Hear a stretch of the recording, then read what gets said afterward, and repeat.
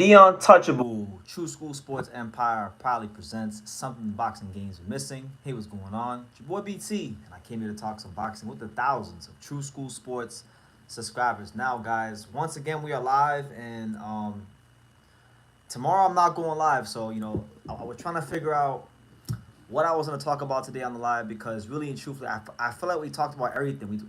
Everything that's out there in the news, everything to talk about has been discussed. We talked about Lamont Rhodes. We talked about Boots and Canelo. We talked about Charlo and the WBA comeback. We talked about everything. So I was like, you know what? I'm not going to put too much thought into the live today. I'm just going to go live and whatever happens, happens. Boxing really and truthfully right now, boxing is very slow. It's kind of like the calm before the storm before we even get to Canelo versus Crawford.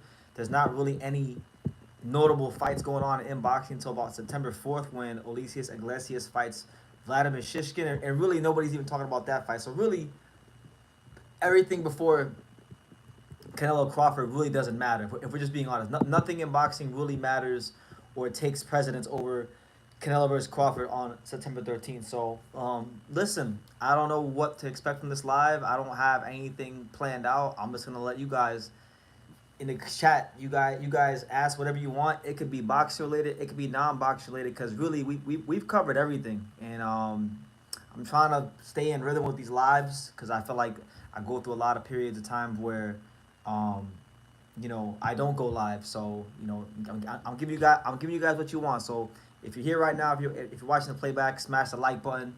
Definitely leave some comments and ask me whatever. Listen, it could be box related, it could be non-box related. Tomorrow there's gonna be no live, so I'm doing some traveling tomorrow. I'm going across the country, so really excited about that. You guys will hear more about that later on, but you guys got roughly an hour or two. You got an hour or two. If this live is dead and nobody's commenting, if nobody's keep me giving me a reason to come here, then I'll dip. But let me see. We got my man Gun to He says, "Champ, what's good, Champ? Good to see you. What's up?" Shout out to the 80 you watching. Let me know what city, what state, what continent you're watching from. Definitely ask me some questions about boxing and or non-box related things, and I will do my best to answer. Let me see. We got my man Kai Su 953. He said, "Is it fair to say that you think some other people thought Tellez won the fight even with a knockdown?" Um, I can't speak for anybody else. I mean, I was live here and I was reacting to the fight when it happened the other night, and I thought it was pretty straightforward. It wasn't a controversial fight. It was a pretty straightforward fight to score. I thought Abbas Barrow kicked Yoenis Telez's ass all over the ring, and it wasn't a hard fight to score. There's many controversial fights in boxing, and there will continue to be more controversial fights in boxing. But this one right now is not one of them. That was a pretty easy fight to score. He said, Ellie Pugh says, you should do a prospect review on Scooter Davis, the great up and coming young fighter. Yeah, I know Scooter Davis. I saw him fight. I saw him fight on the undercard of Tank versus Roach. I'm familiar. I'm somewhat familiar with him. So I've already made a bunch of prospect review videos. So when all those finally drop and I do the next cycle of prospect review videos, because there's a way I do these things, then I'll probably include Scooter Davis. But yeah, good young fighter out of the DMV area. Jeffrey the Pig says, "Hey, True School. I was just looking at the WBA rankings. Do you think Diakir will fight for the vacant WBA light flyweight championship next, and do you favor him winning it?" So, as far as Diakira, I've seen Diakira fight. He's a good fighter. He's very aggressive, short, compact fighter. It really all depends on who he fights. Like if I look at the WBA rankings, Diakira is what, number 4, and Shokichi Iwata is 2. If he fights a guy like Shokichi Iwata, I think that'd be a really good fight for Japanese boxing. I think Iwata, like Shokichi Iwata, a lot of people think that I overrate and I gas up every Japanese fighter, and that's not true. I cover a lot of them, but that doesn't mean that just because I'm covering them that I think highly of all of them. Shokichi Iwata is a fighter that a lot of people had high hopes for, and he had a lot of hype when he turned pro. He signed Mr. Honda and Tutu Sabala and these kind of guys, and they were really pushing him down our throats on TV. But when it came time to perform, he didn't do that. So I think, I'm not really high on Iwata. I actually think Iwata is one of the more overrated fighters coming out of Japan in any weight class. I would actually I might favor Diakira if they did that fight. Now, of course, there's other guys in the rankings that I think would give Diakira some problems. It really just depends on the matchup. But he's a good young fighter. Sliding kind of good to see you, champ. Hope all is well. TSM says Eric Morales versus Angelito. How do you think that fight would go, BT? I personally think it would have been an amazing fight. Listen, man, Eric Morales is an amazing fighter. But I can't go against Angelo. That's my guy. So we would go to camp. We would have a good game plan, and we would do our best against El Triple. But we're talking about Eric Morales, one of the best boxer punchers in not just in Mexican boxing history, but I would say definitely in the last 30, 40 years, definitely in the history of the sport, definitely someone that is no easy out for anybody. But I would like our chances in that fight. Um, did you see Andy Ruiz come back, my man? Yeah, I seen it. We spoke on it yesterday. It's kind of hard to figure out like what's his place in heavyweight boxing because the last time we saw him, he really should have lost to Jarrell Miller. He lost to Jarrell Miller, and he was lucky to get um, what was it, a draw. So it's sad. It's sad. We spoke on it yesterday, but like he had a chance to be the face of boxing, and he pissed it away. Um, let me see. Luis Colazo, you mean Oscar Colazo. Oscar Collazo is ducking the Melvin Jerusalem rematch and ducking Pedro Tajaron. He's fighting another Filipino fighter who is a flyweight in Jason Vazon. Collazo drains his next opponent's shady moves. Well, look, man, Golden Boy has their plans for him. I don't think he's doing it. I think anybody Golden Boy offers Oscar Collazo, he's gonna go ahead and fight them because these guys at minimum weight 108, 112, they're not making no money. Like he's gonna have to defend it. He's gonna have to defend his belt like 5 times to make $500,000. That's the kind of pay they get down there in the weight classes. So we'll see. I want to see Oscar Collazo eventually test himself against those guys, especially Melvin Jerusalem. Melvin Jerusalem has lost to Collazo before. Collazo won his first belt off Melvin Jerusalem. So I felt like, what?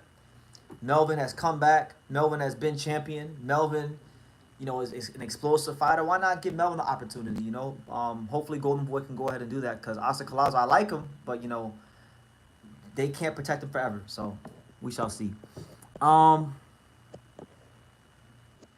I just watched a recent video on Yuga Osaki. Hopefully they give him a big fight up in the rankings soon, maybe in an eliminator or something. Oh man, I hope so, man. That's the guy right there. That's there's a lot of guys from Japan that I feel like could be world champions, but there's few fighters in Japan that I would say, you know what?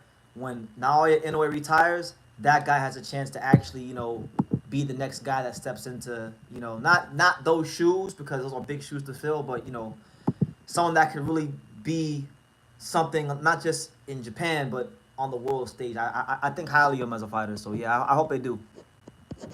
Um, do I think Andy Hiroka would be an underdog against Gary Anton Russell in terms of the betting odds? Probably. I think so. I think with Gary Anton Russell having a big reputation and things like that, I think they would go ahead and make him the underdog. What matchup do you want to see at 140? Subriel Matias versus Hitchens. I think that fight has a lot of value. That fight has a lot of has a lot of value. Has a lot of storylines. I feel like Hitchens got to prove himself against Matias because he didn't want no smoke when Matias had that belt. So if I was the commissioner of boxing, we would get that fight next. Mooney's Gamble says, I just saw that Bernardo Lopez has no amateur experience and started his pro career at 23 years old. Crazy how much he's achieved. That's what I'm saying. Like, he achieved all these things, and that's actually makes him dangerous because these fighters that turn pro at 5, 6, 7, 8, as young kids, they all have a textbook style. They all have a bit of a predictable punch selection. With Bernardo, he does shit that they don't tell you to do in the boxing gym. He leaps at you, he jumps at you, and he punches really, really hard, and he's got good timing, and he's an elite athlete. So there's a lot of things to deal with when you fight him. So yeah, good fighter. MMA Boxing Addict says Johnny Tapia Jr. just had his last amateur fight. I hope this kid learns some more in the next couple years. Was I a Johnny Tapia fan? I like Tapia. I mean, I wouldn't say like I was a massive Johnny Tapia fan. I didn't really watch Johnny Tapia fight at all until probably like 2020 or 2021 when I started getting to know Angelo a little bit and I started learning about the history of New Mexican boxing and these kind of things. But I like Johnny Tapia, good boxer. I watched like maybe about a little bit more than half of the documentary. So I gotta finish the Johnny Tapia documentary at some point. But yeah, good fighter.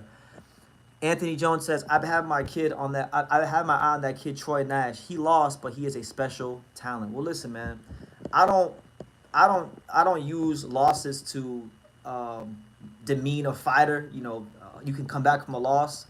A loss isn't a death sentence. So I like Troy. He's a good fighter. I know a lot of people in the boxing world that hype him up and say he's a really good young talent. He went over there to Saudi. He lost. I don't know why I didn't watch his fight, but hopefully he can come back and right the ship in his career.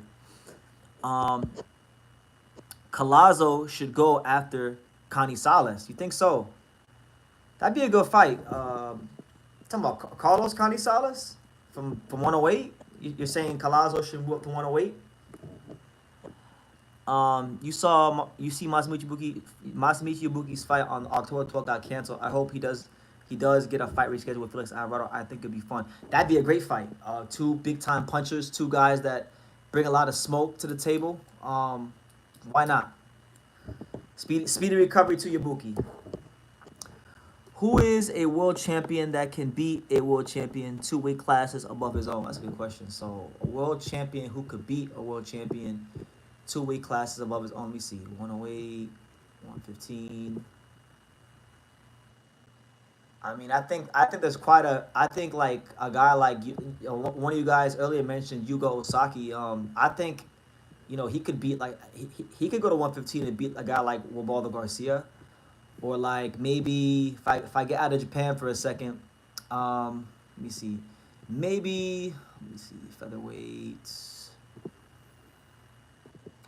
There's all kinds of fighters. I think it's a little easier to do when you go to the lower weight categories, but I would say that's one. I think a lot of guys could probably come up and beat Wabaldo Garcia, but no disrespect, but 130. Let's see, is anybody at 122 that can cut on 130?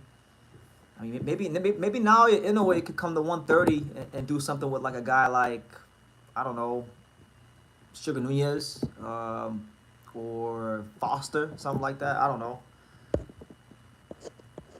Let me see. Talker says, BT, you need to look into this Kameda stuff. It isn't an injury for Ibuki. It's the implosion of 3150's fight. So what, the promotion, like, just exploded? BT, I heard Jin is being considered to fight in the Mexico, Japan, Saudi card. If he does go, who do you want to see him fight?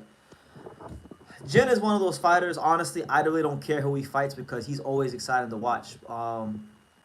Ideally, I mean, he's not ranked anywhere in the top 15 of any of the sanctioned organizations. So, somebody in the top 15, maybe a guy like, I don't know, Ikao Esaman, Talani Mbenge, Angel Fierro, maybe Karen, maybe Kona Walker, maybe one of these kind of guys. Just somebody in that lower part of the top 15 to get him back in the rankings.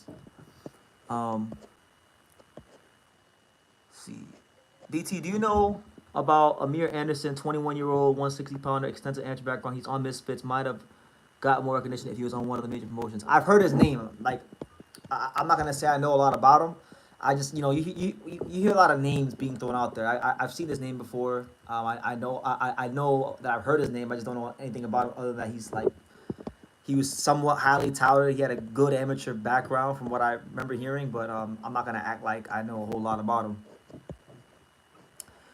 I find it very funny, though. Like, I find it interesting when professional fighters sign with Misfits Boxing, because Misfits Boxing has no track record of building professional fighters into, like, world championship caliber guys. So, good luck to him. Lamont Roach Jr. is not getting that step-aside money, and he's trying to sue now. I remember you talking about putting Leon Law for taking that. Was Lamont capping with those pics he posted? I mean, I took him. Listen, that's why these fighters out here, you shouldn't be trolling about certain things because people will take what you're saying at face value. I took what he said at face value. So, yeah, I saw what you're talking about. He's supposedly gonna sue Tank, and Tank had a little sassy response to him today. I mean, it's boxing. Like, are you really involved in boxing at the highest levels if you're not involved in lawsuits? I feel like anybody. You fight long enough in boxing, you're gonna sue your promoter, you're gonna sue your manager, you're gonna sue someone. It's just how it goes. Like, the sport is fucked up. My guess is Ibuki versus Alvarado goes to Perspective while Ibuki tries to get away from Kameda. He could join his brother at Ohashi Gym, from what I'm hearing. It's kind of crazy that you know, his brother is an Ohashi fighter and he's a Kameda fighter. You don't really see that in Japan, but I mean, look, I'm not gonna really speak on it. I'm not gonna really speak on it, but like, you know, when I was in Japan, not last time for Angelo's fight, but I'm talking about late 2024, earlier this year. I was asking a lot of people in Japan about Kamedas. You know, what's it like? What's it like to work with the Kamedas? What's it like? You know, being promoted by them. Do fighters get paid on time? All kinds of stuff. I was asking all kinds of stuff, and I heard a lot of negative things, and you know, these things have further been confirmed. You know, so yeah, man, they don't have the best reputation, and you know, it is what it is.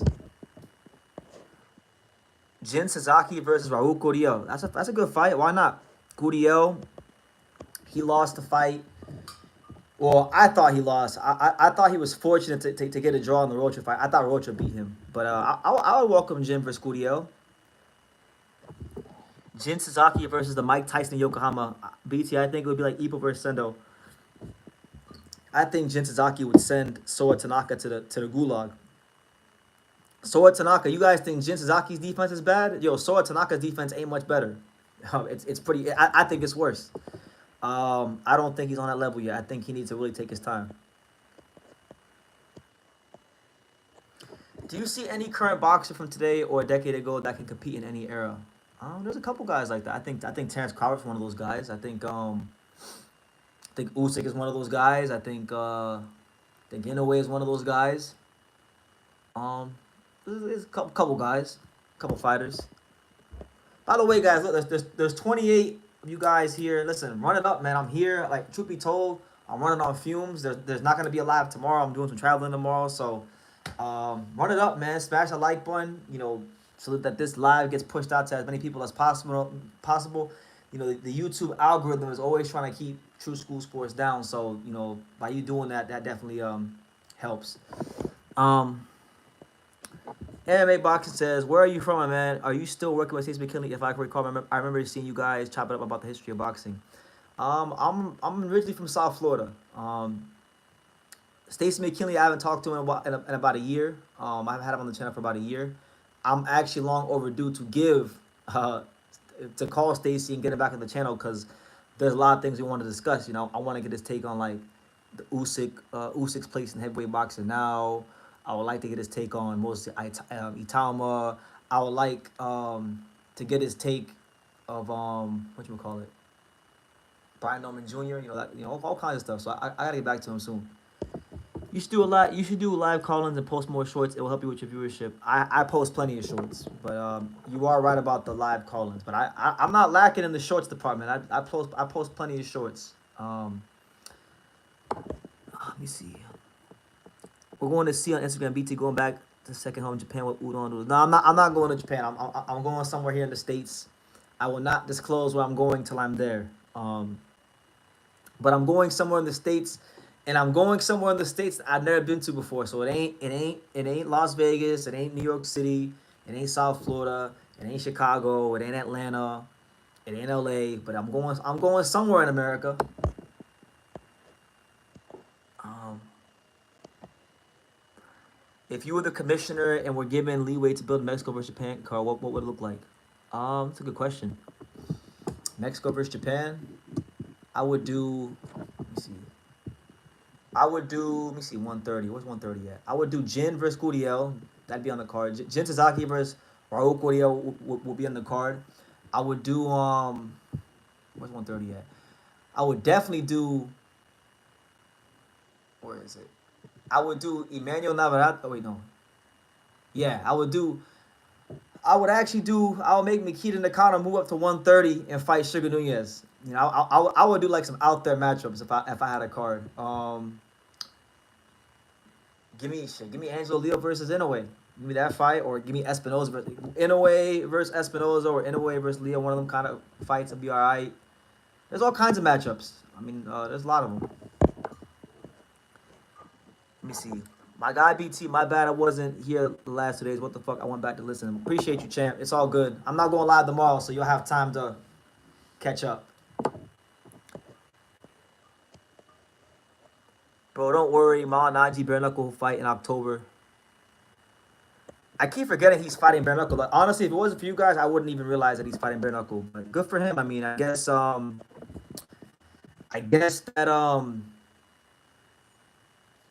you know, these fighters, when they retire from boxing, they have to find a certain way to scratch that itch. You know, once a fighter, always a fighter. So, you know, who am I to tell him what to do or what he should do or not do? Good for him. Hope it goes well. I'm assuming you got Crawford. Why would you assume that? You know what they say about assumptions, right? Why would you assume that?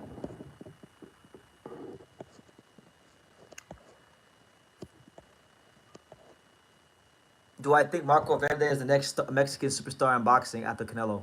Um, that's what they say. I mean, I haven't watched him fight enough to really like be that confident in that. But you know, so be it.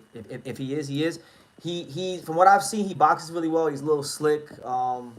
I gotta watch more of him, but I feel like Verde's in a great place because, you know, he's got a couple guys from the Olympics that turned pro. Like you got, he had what's his name? He had Nishat Dev who turned pro. He had Amari Jones that turned pro. So there's guys from the amateurs that would really make for great fights in the pros in the future. Um, Inoue versus Lee will be a firefight. Listen, man, everyone always asks me like, BT, what's the fight you want the most? That's the fight I want the most in all of boxing, any weight class. Like that is the fight I want the most. Who do you think has the best chance of beating Leo at 126? Not mentioning Inoue, I think Nakano has the best chance. Nakano is really good, man. Nakano can punch. I still see some things that he's gonna get exploited on if you don't get experience against other high level guys that are not Japanese that have a different style. I feel like he's gonna get beat up bad if he fights Angelo. Even though he's very strong, I like Nakano, but believe it or not, one of the guys that I think would have the best chance to give Angelo a run for his money is a guy that I actually think is objectively one of the best featherweights in the division, and that's actually Suleiman Sagawa. Suleiman Sagawa is tough for everyone, and I would say he'd even be tough for Angelo. Like southpaw, counter puncher, can box, can move. He's got balls down to his ankles. Yeah. BT, why didn't you make a video on Tellez versus Barrow? I kept telling you for weeks Barrow could win. I just never got around to it, man. I had other content I was doing. I didn't get around to it in time, and it is what it is. You know, sometimes I have other things I want to make videos about. So, hey, I missed the boat on that one, but Abbas Barrow, you seen him. You were right. You were right. You were on my case about making that video. I didn't make it, so it's on me. But that's life. BT as an advice for Leo, Inoue is in trouble. That's my prediction. Hey, you said it, not me, champ. You said it, not me. I would love the opportunity to for Angelo to get that fight, you know, at some point. But you know, again, you can't worry about the future because that creates anxiety. You got to worry about the past. Somebody asked me earlier, does he have a fight locked in? I've heard some names. Apparently there is an opponent locked in, but I can't really speak on it. So. Yeah, when we definitely whenever you know I can talk about it or whenever it gets announced, I will definitely talk about it. But I already know from what I've been told. I already know who the name is, and I know where they're gonna fight, and I have an idea of what month it's gonna be, and I don't know. Like I can't speak on it right now because it's not fully finalized, but they agreed to terms. BT, your input is important. Straighten up. Thank you, man. Listen, it's just hard because I'm covering a lot of boxing, so sometimes I just run on I run on fumes. But yeah, I should have covered the fight. It is what it is. I'll do better next time. You know, I'm constantly improving and getting better. Eubank versus Ben 2, who wins? I don't know. Eubank probably. I don't know. It's not a fight like if I could be 100% honest, like it's not a fight that I really care about. I think it's pointless. It's pointless because for me as a boxing purist, I know it doesn't really do anything to let me know that you know if Eubank being a world championship level fighter or Ben being a world championship level fighter.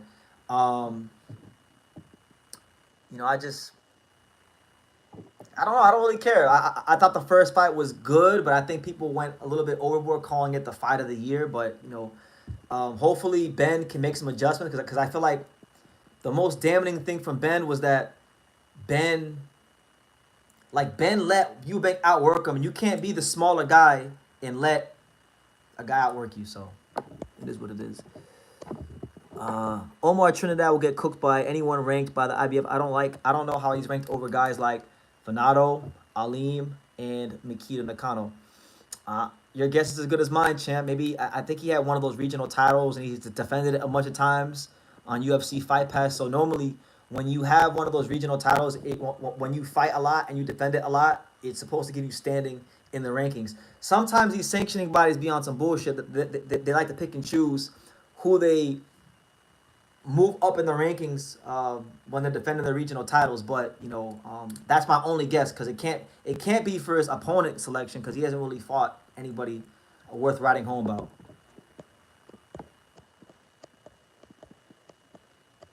I'm not gonna tell y'all who it is. I'm not gonna give you no clues. It's gonna be somebody ranked in the top 15 of the IBF. That's all I can tell you. It's not a big name, so don't when it comes out and you hear that he's not fighting Espinoza or Ball or Fulton or whoever. And by the way, that's not our fault because, one of those guys, I ain't going to say which one, but one of those guys got offered the fight and they decided to go another direction. So it is what it is. But it's a voluntary fight.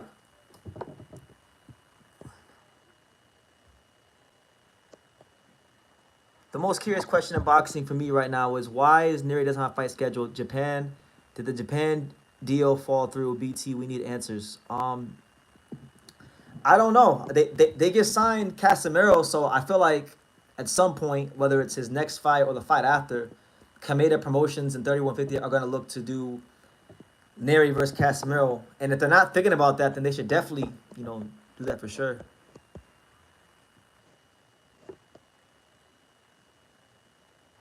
Omar Trinidad won an IBF eliminator for Hector Sosa. There you go. That's right. Thank you, talkers. I forgot that was an IBF eliminator fight. You're right. I watched that fight. I did a post-fight review video for that fight. Yeah. So that's what it is. His day's coming though. Like he's not ready for that level. What did I think about Ika Biabuchi in his comeback? I talked about that on yesterday's live. I think it's pretty cool that he came off a 26-year layoff and knocked that guy out. That a lot of people can't do that. Even if the guy he fought wasn't anybody that good, like still, you ain't fought in 26 years. You was in the slammer, like you just come back, you just knock someone out. Like good for you, man. But as far as him like calling out Usyk and all that kind of stuff, like come on, like you're not gonna fight Usyk. But it's good to dream. Like we all gotta have dreams. I know Saudi was interested in Leo versus Ball for the Itamo card. Well, hey, we welcome all the smoke, The JBCs are suing the Kamedas again, and they're trying to strip the license. That's why Ibuki's fight got canceled, and Neri Casemiro haven't got any news. So, look, one thing about, like, Japan and Japanese boxing that I just learned is that, like, Kamedas is, like, the outsiders. They really don't have a good reputation or standing in Japan, and the plot thickens. The Kamedas versus Ohashi and Inoue. It's an ongoing thing, and it that makes sense, talkers, because I was trying to figure out like why on God's green earth does Kameda and the promotional company, why are they doing shows in Kriegstand, and they're probably doing shows in Kriegstand because very soon they won't be able to do shows in Japan for much longer. So that it all makes sense now. Who do I have winning the Iglesias versus Shishkin fight? Good fight. I got Iglesias. I have your favorite fighters' VADA tests in the mail. Okay, good for you, champ. Post it on social media.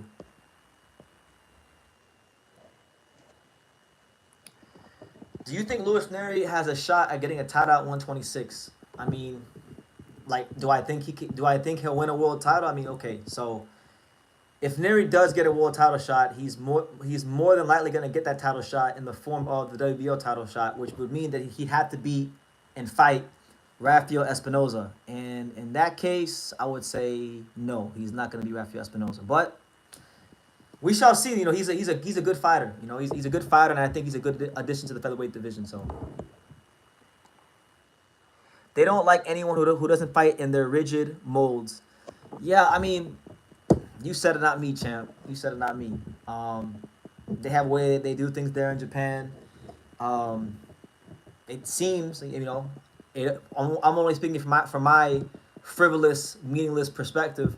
Um, it seems like Mr. Honda has a monopoly on the sport over there. So, generally speaking, when I've seen other people try to go against the grain and box outside of Tekken Promotions and Mr. Honda, they get ostracized and vilified to no end.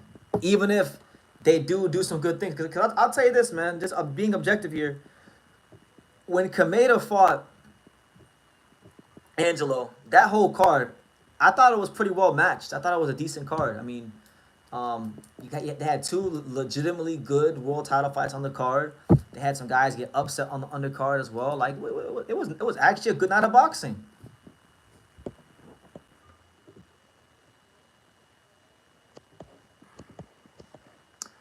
The original rumor was Neri versus DePaul after the five-fight deal. Cast rumor is very recent.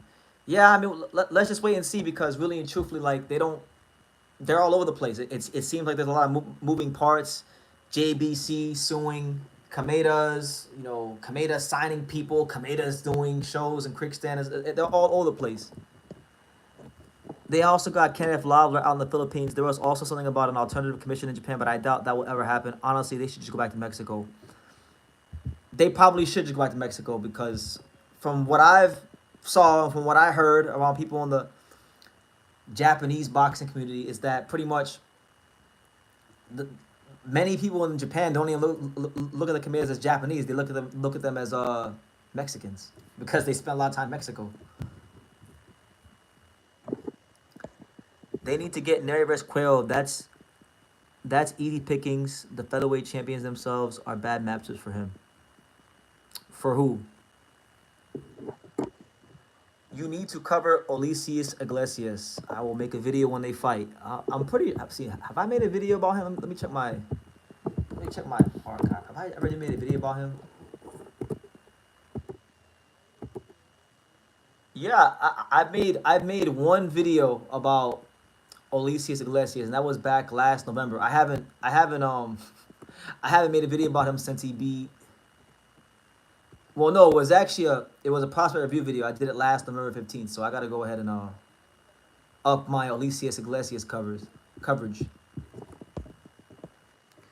Is it just me or does anyone else want undisputed at minimum weight? I mean, we could all want things at minimum. We could all want undisputed, but I don't know, man. The math ain't mathing. The money has to be right because every belt is gonna generally charge you what, like 3% of your purse. So if you go undisputed, that's roughly 12% of your purse. And these minimum weights, these 105s, 108s, 112s, these guys are making a lot of money. I mean, you're talking about, in most cases, sub $100,000 guarantees for world title defenses. You understand?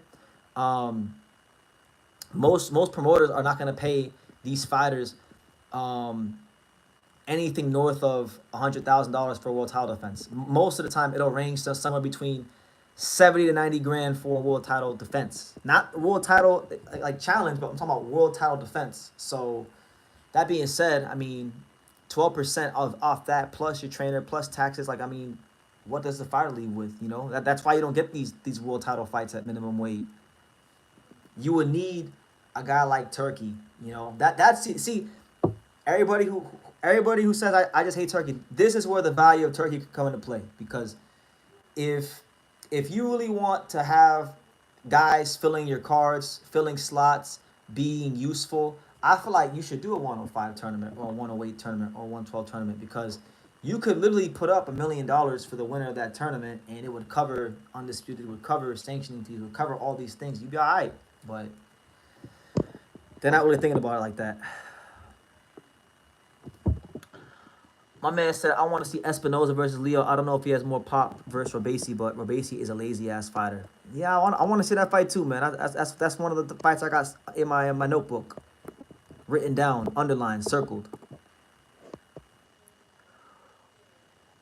Who's more hated, Ben Shalom by British boxing or Kamedas by Japanese boxing? Oh, for me, it's not. I mean, I haven't been to the UK. Um, I haven't been in the UK honestly in a long time, and I'm not like as well versed in my British boxing experiences, but I would venture to say it has to be the Kamedas for sure because like at least like in the UK it's encouraged. I mean, from the way it seems, it's encouraged to have other promoters. In Japan, it's like no, it's Honda or die.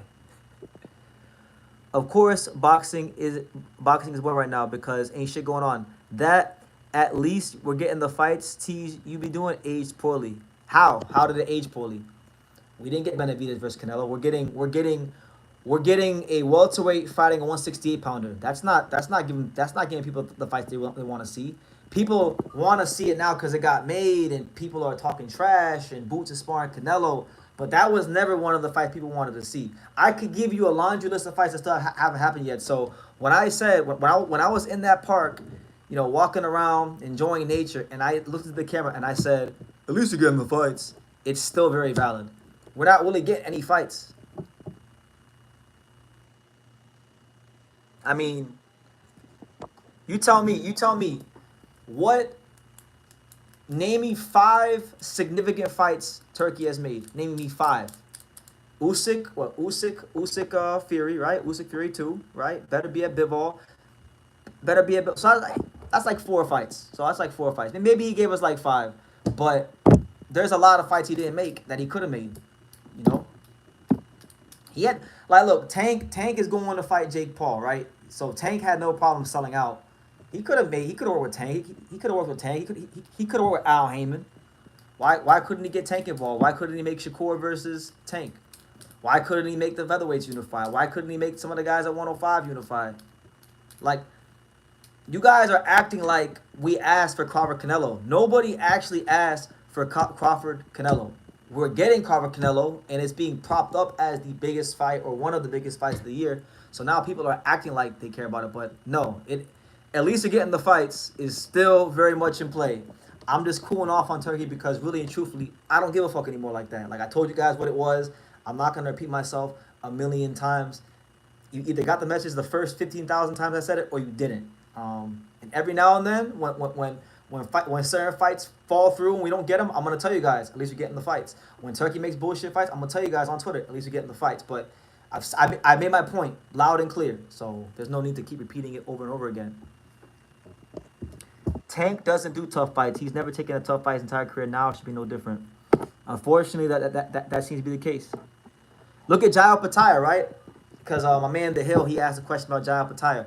Jael Pataya is controlled by Turkey in Riyadh season. Why are we not getting Jael Pataya in these big time fights? At least you get the fights. Why can't we get Jael Pataya versus Zoto Ramirez? At least you get the fights. Why can't we get Jael Pataya versus the other champions? What fights are we getting from Jael Pataya? Jael Pataya, he fought Breedis in the rematch that one fight, but literally, Jael Pataya, his whole career is he has fought Marius Breedis. That is his whole career, pretty much. He has fought nothing but no hopers since he's gotten with Turkey, and good for him. I'm happy for Opataya because, when he beat Breedis the first time, he had his jaw broken and he had a bunch of stuff going on in the hospital. He had promotional issues and things like that. So it's good to see him make some money in the sport. All these fighters need to make some money, but like, why hasn't Turkey been able to deliver the big fight to Jael Pataya? So you come here, people come here and they get mad at me when I point out to you guys that we're not really getting fights like that. And Turkey, yes, Turkey is part of the problem. Why isn't Turkey overpaying the opponents to fight Jael Pataya? Why has he not done what is possible for these guys to fight Jael Pataya? Riddle me that one. Why aren't we getting the fights for Jael Pataya?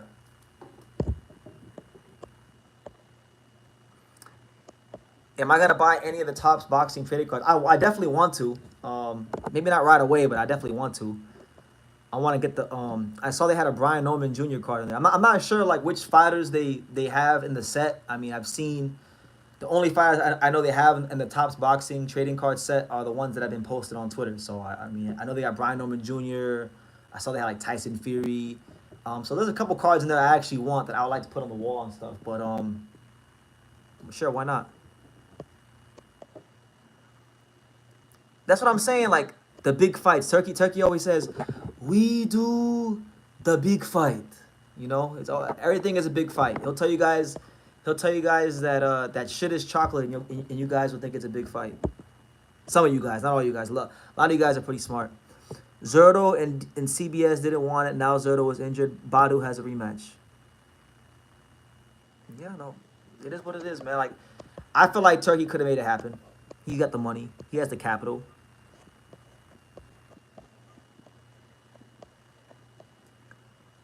Apparently, Tank Davis is not in that boxing set. Well, I would assume that none of none of the PBC fighters are in the boxing set because generally speaking, PBC fighters have the lightness controlled by Al Heyman.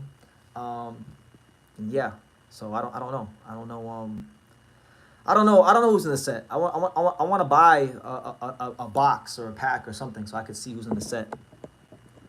Who should Yuga Osaki fight next? That's a good question, man. I think there's a lot of good options for Yuga out there. I mean, generally, I would like someone in the top 15. So, like, he's, maybe a guy like Jairo Noriega who fought for the title, or maybe a guy like Jesse Espinas or Angel Acosta, someone like that. You know, someone in the ranking, someone that's gonna keep him busy, right? Taniguchi, someone said Masataka Taniguchi. Yeah, someone like that. Maybe a former champion, maybe a former world title challenger, maybe somebody that just somebody in the rankings, or just somebody to keep him busy to make sure he doesn't lose his ranking because he hasn't fought since last December. So if he don't fight by December, he's gonna lose his ranking. So we shall see.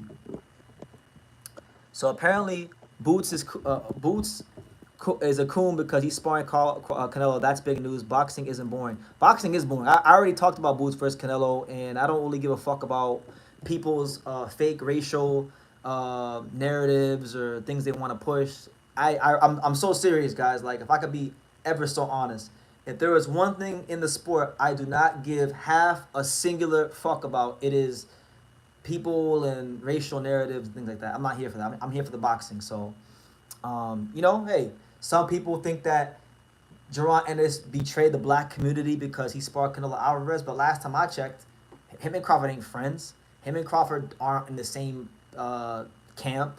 In fact, they're rivals. They were supposed to fight each other, and they didn't fight for whatever the case may be. So, Boots, like, you guys know I'm not no Boots fanboy. I've been pretty hard on Boots recently, but really, Boots don't owe Crawford or his team a motherfucking thing. That's the God's honest truth. So if you want to go spar Canelo, he can go spar Canelo.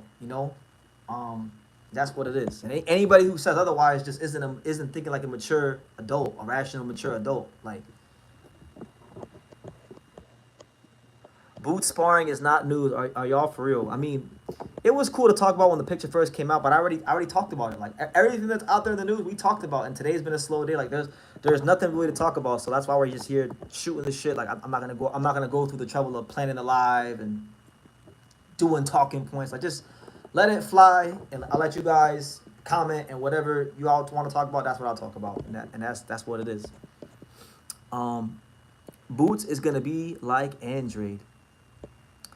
It's shaping up to be that way. What I will say about Boots and Andrade, I've talked about this before in other lives, but I feel like it's not quite the same thing because Andrade got like one fight in Rhode Island. Boots is getting like every fight in Philadelphia these days, and I feel like there's guys that really want to fight Boots. Like, there's been plenty of guys that want to fight Boots. Very few people actually wanted to fight Andrade at 60 and whatnot. So that's how I feel. That's right. Boots is giving us Osaka versus Angola. Come on, guys. At least you get in the fights. That's right. At least you get in the fights. That's right, Pedro. Tell him. We getting Osaka versus Angola because the other night we had a Boots fan here. He was all mad and stuff, and he was saying that all I do is just talk about random Japanese fighters. And I was talking, and like the live was about Boots. I was talking about Jaron Ennis. So then I went off and I was like, yo, I didn't know Boots was Japanese, and then I said Boots was from Osaka. So we getting Osaka versus Angola when Boots fights with Sima Lima. He ain't from Philly no more. Shout out to Pac-Man 730 says, BT, how are you? I'm doing good, champ. Just knocking this live out before I gotta get on the road. The True School Road Show will commence, and I I don't know where it's gonna take me. I might be gone for a while. I might be out and about for months on end. We'll see. We'll see. We'll see what God has in store for me. Boots is in the headlines, and you don't want to talk about him. That's all I've been talking about. What do you mean? I've done 2 lives this month. No, 3 lives this month that have Jaron Ennis's name in it. I've done multiple videos about Jaron Ennis. I've done YouTube shorts about Ennis. Bro, I'm tired of talking about Boots. I have Boots fatigue. There's a million other fighters in boxing besides Boots. I don't want to talk about Boots. What Japan boxer over 122 has the best chance to win a world title? Great question. Andy Hiroka. I'll say Andy Hiroka at 140. I think I would give him a good chance to beat Gary Antoine Russell. I would say that. BT, which promoters have you personally met that you feel are good for boxing? Now, you're asking a great question, Sean, and thank you for being here, Sean. I've met all these promoters. I mean, I've met Eddie Hearn countless times. I've met Bob Arum countless times. I've met, what's his name? I met Gary Jonas on a couple occasions from Pro Box. I've met De La Hoya a couple times. Never met Al Heyman. I'm still waiting to meet Al Heyman. But which one do I think is good for boxing? I mean, I like Pro Box. I like what they're doing. Although I will say, like, just being objective here, I feel like I liked Pro Box more when they were just doing the Wednesday night shows. I don't like how Pro Box is trying to compete with the other promoters, because one of the reasons that made Pro Box great, so amazing, was the fact that they weren't trying to be like everybody else. That they had, Wednesday night fights. They were filling a void that was very needed in boxing. So now that we don't got that fight, now that they're not doing that, I kind of feel like Pro Box has lost a little bit of what made them special. But I guess I'll say Gary. I'll say Gary. I'll say Pro Box, but they lost a little bit of their touch with them not being on Wednesday night no more. But really, guys, I'll be honest. I'm a little jaded. I'm a little bit jaded by boxing right now. I feel like every promoter has their part to play in why the sport is going down. But if I gotta pick, if you tell me to pick, I would say I like Pro Box. PBC, I like certain things they do, but they don't have enough fight dates, so I can't say PBC. Top Rank doesn't have a network, and they squandered a big old budget they got from ESPN. They all have their flaws, but I would say right now, I'll probably say Pro Box, but they have gone down a little bit with me. Pro Box has gone downhill since Chris Glover left. If hey, shout out to Chris Glover. Yeah, he's not with Pro Box no more. So that could be it. That could be why Pro Box has went down a little bit. What part of Japan is Brian Norman from, BT? Brian Norman trained in Yokohama, so we'll say he's from Yokohama. Brian Norman is from Yokohama.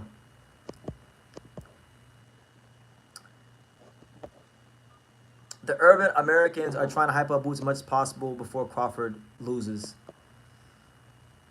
I mean, look, man, Boots is a good fighter. We'll see what becomes of him. But I'm serious, guys. Like I have Boots fatigue. Like it's been a slow month in boxing, and the biggest story of the month has been Boots fighting Lima and Boots sparring Canelo, and I've talked about it a lot enough.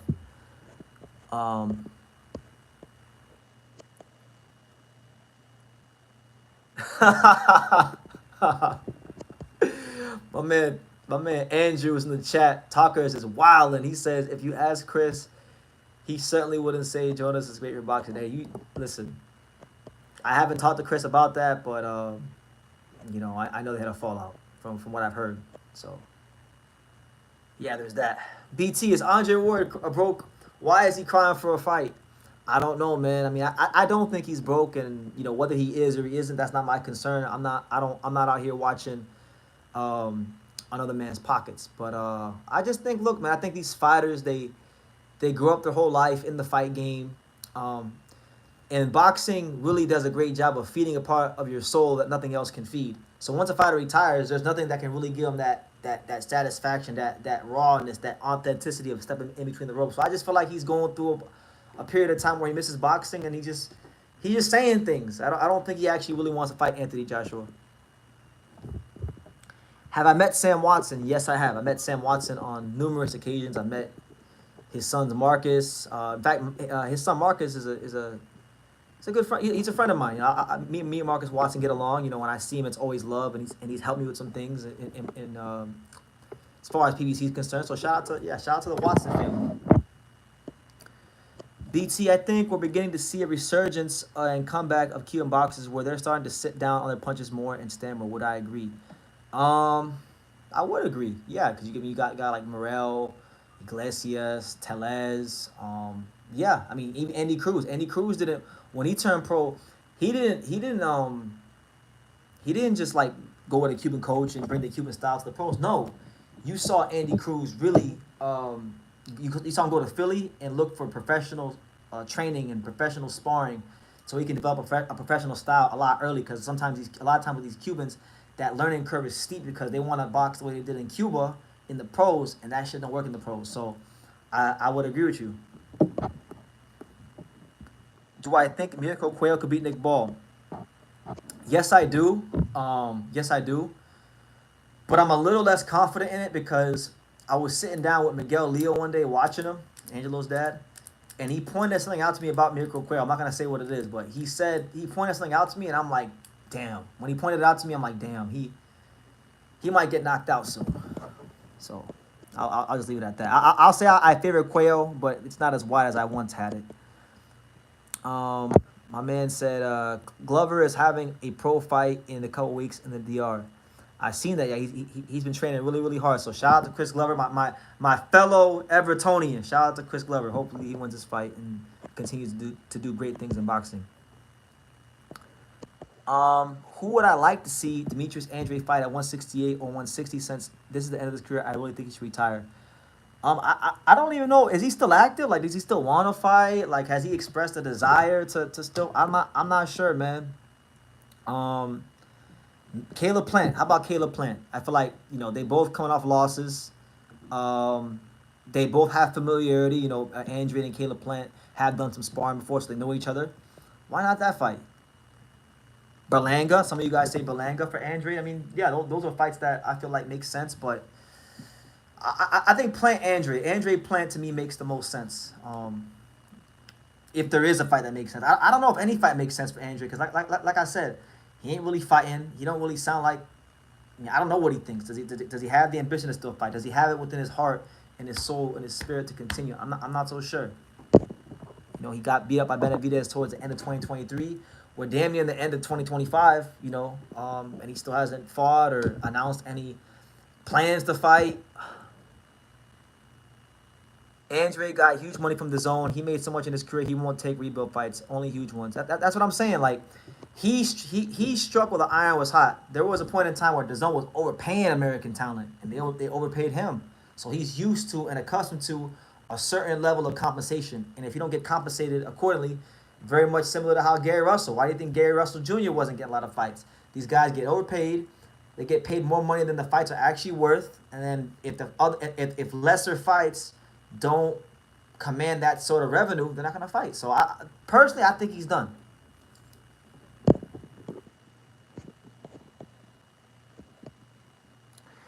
BT, what are your thoughts on Espinoza versus Kakachi? You think it could happen as Espinoza's first fight at 130, assuming Ford versus Kakachi doesn't get remade? Is Espinoza, so everybody keeps telling me that Espinoza is going up to 130.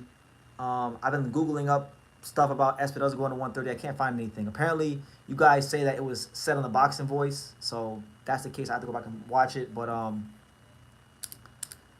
don't know, man.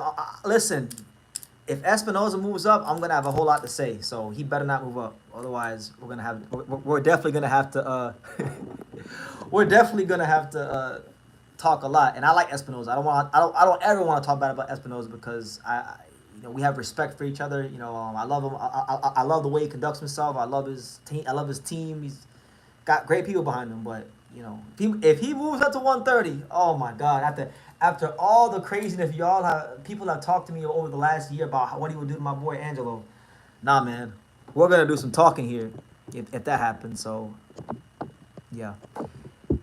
Swad Jones says, I just subbed. You've been cooking, bro. Boxing fans should tune in for sure. Blessings to you, champion. And I appreciate everybody that that every day comes and rocks with me and is in the chat and definitely goes and hits the like button and subscribe and super chats, all that good stuff, man.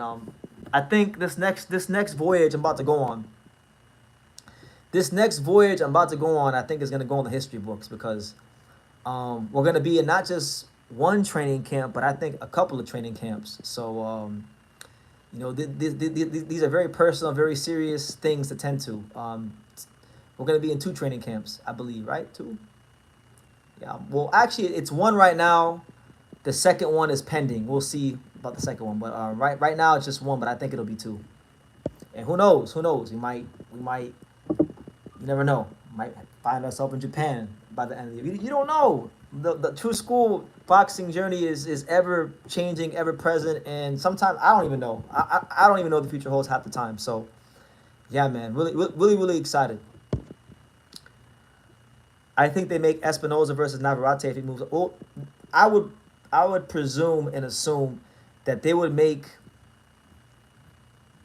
some fight with Espinoza and a Mexican because you got Espinoza potentially against Venado, right? That's that. Venado's still at 126, but Venado could fight at 130. Espinoza could fight at 130. If not that, then you could do Espinoza versus Sugar Nunez, Espinoza versus Navarrete. There's all kinds of fun action Mexican fights for Espinoza at 126 and 130. So he's really like one of the more interesting champions in boxing right now as far as like what's he gonna do next. Take advantage, bro, of the advantage in regards to opportunities. Take advantage while it's hot. Go get it, fam. That's what I'm doing, champ. That's what I'm doing. The completion of my 10th year in boxing is gonna be on September 5th. So definitely closing the first decade off really strong. I think Vidal Riley will go on to be world champion one day, right, BT? I know, no comment. I don't want to talk about Vidal. I don't want to talk about him. If there's one boxer I got a zero tolerance policy for is Vidal. I don't want to hear about. I don't even want to think about Vidal Riley. But if he becomes champion, he becomes champion. He had a good amateur background from what I've heard, and he did beat Chev Clark, who's a good European domestic fighter. So I guess you could say he's on his way. Correct me if I'm wrong. Wasn't he signed a boxer, Ben Shalom? And isn't there like a whole thing going on, boxer? Vidal beat Daniel Dubois in the amateurs. That's what I'm saying. Like I know he was an accomplished amateur, beat some people. I know he got a lot of clout off of being KSI's trainer or water boy or whatever he was. Shout out to him. Nah, my gripe with Vidal is he's the arch rival of my boy Isaac Chamberlain. So therefore, he's talking crazy about Isaac Chamberlain. So therefore, he's the enemy. But I don't really know the guy. I don't know the guy like that. So I don't really hate the guy or anything like that. I just, what it is? It's people. There's people that I know in real life that I talk to on a daily basis that always talk about Vidal Riley this and Vidal Riley that, and they annoy me. So a lot of times, I don't have a problem with these fighters personally, but it be their fans that piss me off. So.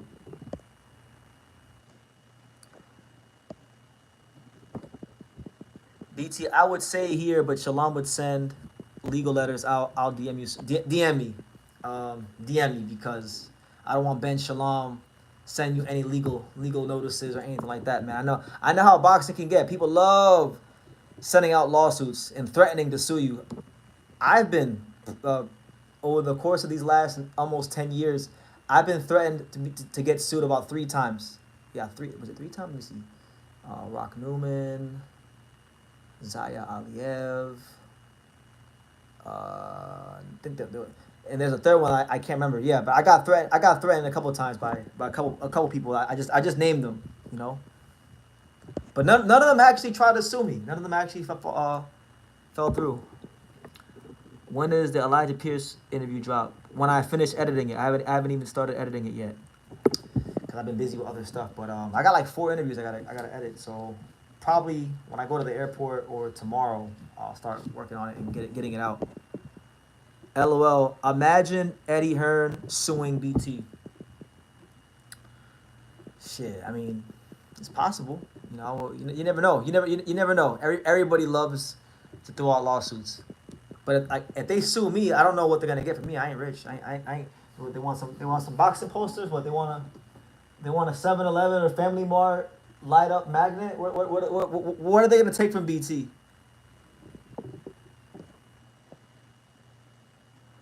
BT, go more in depth on the lawsuits. I don't really want to do that. I don't want to do that.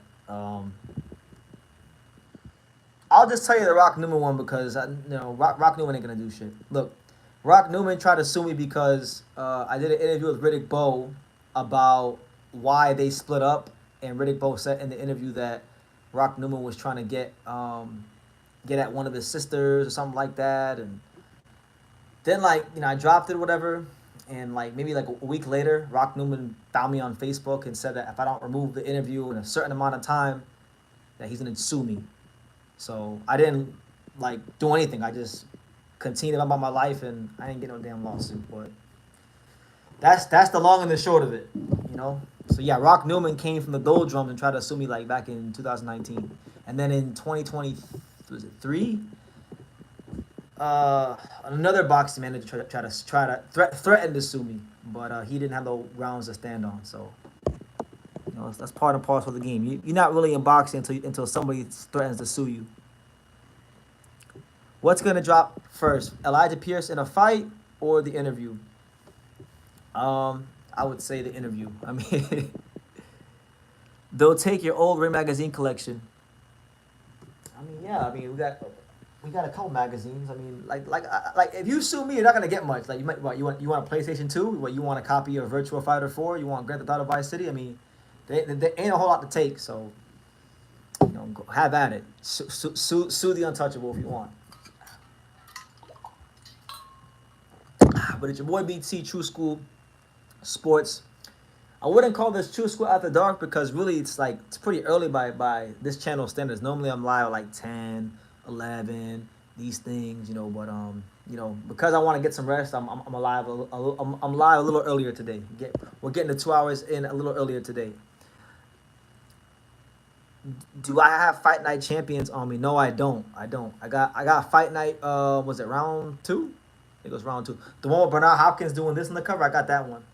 That's the one I got. But I mean, unless you want a PlayStation 2 and some old Ring magazines, there's not much you're gonna get from suing me. So boxing is boring right now. Yeah, man. I mean, it goes through periods of time. Things will pick up and things will get a lot more exciting in boxing and on this channel in the coming days. That much I can tell you. Do I got the suable True School Sports? Do I got Knockout Kings 2000? I do actually. I actually have it right in my I got it right here actually. It's in the it's on my shelf. Is Aoi Yokoyama versus Yuta Sakai a future big fight for Japan in the future? Quite possibly. I actually asked Yokoyama about that when I interviewed him back in Japan, and he said he's not really looking at that as a fight for him right now. It's not something that is on his radar because they're separated by a weight class. But he said, but he didn't completely downplay it. He said it could be a thing. So I would like to see it. David Esther says, and shout out to David with the super chat. Make sure y'all follow David's example. He says, do you think Canelo will try to fight Eubank? If Canelo continues to box, I do think he'll try to fight Eubank. I mean, that's one of the fights Turkey wants. Turkey does have the money, and he is the guy that's in the driver's seat of box right now when you talk about power and influence. So if he gets through Canelo, it's either going to be Shiraz or it's going to be Eubank. So, yeah. Fight Night Round 3 is the best boxing game ever. Yeah, very good game, man. The old Fight Nights were all really good. I enjoyed the whole Fight Night era. I kind of miss it, Do you think Crawford versus Canelo is not going to live up to the hype? Personally, no, I don't. And part of that is because I think that they're putting so much hype into this fight that it's never gonna live up to it. But I'm hoping that it's at least a good fight. I'm hoping it's a good fight, and I'm hoping it's a fight that. Hold on, guys. Hold on one second, guys. Hold on. This shit not. I'm hoping it's a fight that the boxing fans could watch and be satisfied with because it's um it's a big day for our sport. You know that fight. Hold on, guys. I got the charger in this thing. Hold on. Give me 1 second. All right, my bad. Had to make sure the phone was charging because it was like on 10%. But it seemed like a lot of guys try to duck Iglesias. Yeah, I mean that's part of it. I mean, sometimes you know what's crazy, guys. Sometimes these fighters that are high risk, low reward, sometimes it's not that they're getting ducked. Sometimes it's just that they got incompetent management. You'd be surprised how many fighters that we think are getting ducked just aren't getting fights because their management is terrible and they have money to make these fights happen and they're just cheap. They don't want to make these fights happen. They don't want to. They don't really want to believe in their investment all the way. They want to just kind of half-ass it. So. Um, Iglesias is very good, and he really is punching like that. He's a very, very difficult guy to deal with, but we'll see. We'll see what kind of fighter he is when he fights Vladimir Shishkin, because really and truthfully, you could look at Vladimir Shishkin as a guy that probably should be champion. I thought he actually deserved the decision over William Skull. It was a close fight. I had him winning 7-5. It was a pretty piss poor world title fight, probably one of the worst world title fights in recent memory, but I thought Shishkin pulled it out like 115, 113, but they didn't want to give it to him.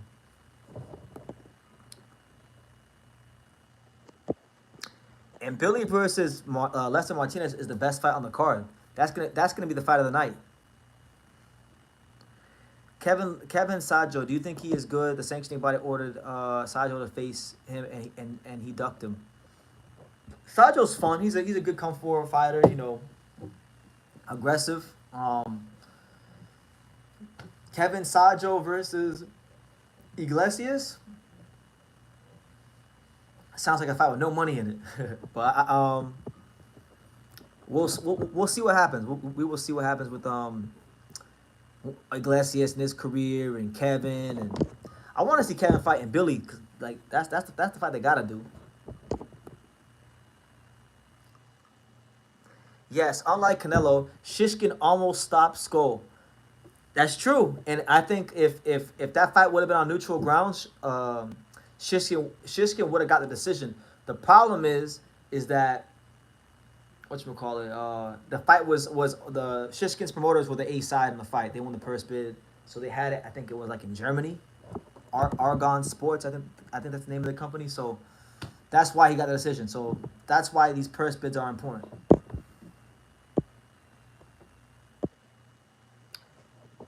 Is there any good fights on the Inoue undercard? The only fight that I really care about on the Inoue undercard is the fight with Yuni Takada and Matsumoto, the guys at 105. That's gonna be a good fight. Everything else is from what I remember. From what I recall, looking at it, I feel like the only good fight was that fight, or the only fight that I care about. I know they have Yoshiki Takei on the card. I don't really care for Yoshiki Takei. I think he's actually a little overrated, but let me see. Event. Yeah, Uni Takada probably Uni Takada versus Ryusi Matsumoto. That's the best fight to me on the undercard. Have I heard of this American heavyweight named Joshua Edwards? Of course. I have videos of me talking about Joshua Edwards from 3 years ago. I interviewed and met Joshua Edwards 3 years ago at the Olympic Training Center in Colorado Springs with my boy Sean Tatel and Sean Porter. I was out there with them. Good fighter, you know, has that older heavyweight build from like the 90s. He's like, what is he, like 6'3", 6'4". Speedy fighter, good punching power. Can't really make too much of him as a pro right now because he's fought nothing but cans, like straight up cream puff cans. So we'll wait and see what comes of him. But you know, it's good. It's good to have an influx of young American heavyweights because American heavyweight boxing is trash. So we need someone to hopefully get excited about and hope does something in the pros. Mark says Yankee Rivera got robbed. That was no draw, knockdown point. I'm not even gonna lie to you, Mark. I was live when that fight happened. I didn't even pay it the most attention. I was live. It was on. Didn't pay it the most mind. What I can say is this: The fact that Yanquiel Rivera did not, show a gap in class between him and Angelina Cordova, it's alarming to me. He should have showed a gap in class, and I'm disappointed that he didn't. BT Melvin making a title defense. No opponent announced, decided yet. Who do you think he should fight? Who do I think Melvin Jerusalem should fight? I mean, there's a lot of potential options out there for him. Let me see. Melvin Jerusalem. Maybe he could fight. I don't know. He could fight Joe. Maybe Daniel Valdeveres, or maybe he could fight Alex Winwood, someone like that. I don't know. What's next for Philip Hergovich? I don't. I would like to see him fight either Caballel or Moses. A lot of people they want to throw Moses in the deep end. They want to see if Moses would beat Hergovich. A lot of people say that Moses would beat the shit out of Hergovich, but I'm not so sure about that one. Moses ain't really fought anybody worth a damn, so we can't really talk about Moses. We know he's fast. We know he's explosive, but nobody's punched him dead in his shit. Like nobody's really offered any resistance for Moses Italma. So I think it'd be a good fight. I feel like Hergovich is gonna offer some resistance, and it'd be a fight. It'd be a proper fight, a real fight. He wins that fight. Now, if he wins that fight, then he could fight. At that point, he could fight whoever he wants. He could fight. He could fight Usyk. He could fight Parker. He could fight whoever the hell he want to fight, because he will have proven that he's on a certain level already as heavyweight. But like, you're fighting the corpse of Dillian White. You're fighting these guys. Dempsey McKean was okay. He's a good fighter, and that was a statement. I'll give him credit for that one. But I mean, even like McKean went 12 with Hergovich before he got stopped, but McKean is still, at best a fringe world level guy. So it's not like he hasn't fought anybody yet. So yeah, why not? David mentioned Richard Torres. I mean, Richard Torres, a lot of people are overlooking him. I wouldn't mind him against anybody. He could fight Hergovich. He could fight a lot of guys. Torres, I don't think he's ever gonna ooh us and awe us with his skills and it's not gonna look pretty, but he's got a great gas tank. He's physically strong. There's a lot of things that he does do well. It's just that I think Top Rank has to step him up, and he got to show it in these fights. I think Vianello is better than anyone in Itama's fight, and that doesn't mean I think Torres is better than Itama. No, I mean, look, Moses is, in terms of talent and skills and ability, it appears that he's better than Torres and a lot of guys at heavyweight. But again, until you fight guys at a certain level and really have to go through some fire, go through some adversity, get punched on your chin, you don't really know what a guy has. So that's what I'm saying. I like Moses, but I'm still reserving a little bit of skepticism and a little bit more of judgment,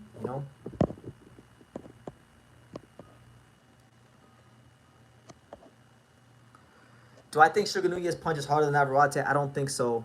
And the reason I ask is because Pitufo Diaz got stopped in the 12th by Navarrete. I think he does punch harder than Navarrete, but I think Vaquero it's not so much his punching power that knocks these guys out when he fights them. It's the volume and it's the punch placement. So, yeah, there's that. How do I think Anderson versus Jarrell Miller would have went if they would have fought? I think it would have been a good fight. I mean, I think it'd be a good fight. I would say it's crazy because Jared Anderson's supposed to be the next heavyweight American great, but honestly, if the same Jarrell Miller that came in shape, prepared and focused and dedicated against Andy Ruiz, if that guy shows up, I think he could beat Jared Anderson, because Jared Anderson let's be real, like Jared Anderson don't really have any desire to be great in boxing. He just wants the bag. Jared Anderson has a high level of talent, but he has the mindset of Christopher Lovejoy. He has the same exact mindset as Christopher Lovejoy. He's just a lot more talented than Christopher Lovejoy. That White fight was trash. Moses did his thing, but why did White get into all that shape just to take a dive? I don't know, man, but I don't think he took a dive. I think White's just that damn chinny and not durable. Moses just blitzed him, and he had no answer.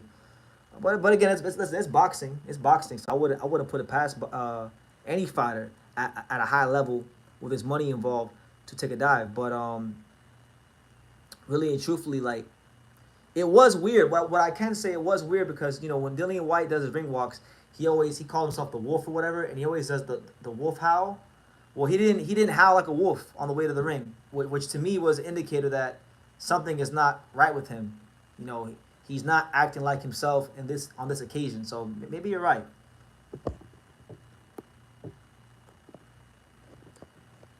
Brendan Smith says Dave Benavidez versus Naoya Inoue. Make it monster versus monster. Do it now, BT. Get the contracts and paperwork now.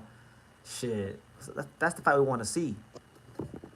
You know, ever since Gervonta Davis ducked Naoya Inoue to fight Jake Paul, you know, we gotta do Inoue versus Benavidez. Monster versus monster. That's the fight we need in boxing. The fight sells itself. It doesn't even need any marketing. It's monster versus monster. There can only be one.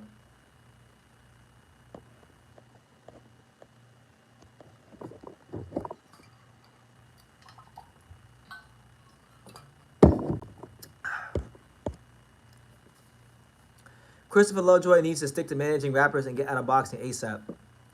I'm pretty sure he's out of boxing. I don't think he's really involved in boxing like that anymore. You know, funny enough, last night I was actually revisiting the whole Christopher Lovejoy versus Dave Allen fight and build up. And, you know, I'll tell you guys a personal story, a personal Christopher Lovejoy story, because I met Christopher Lovejoy one time. I actually interviewed him once here on True School Sports. I met Christopher Lovejoy in Miramar, Florida, because I actually had a gig, like doing some commentary work that night, because Glenn Johnson had his own promotional company called Road Warrior Promotions, and they did about like, I'm gonna say like 3 or 4 shows in South Florida, and then they stopped doing shows.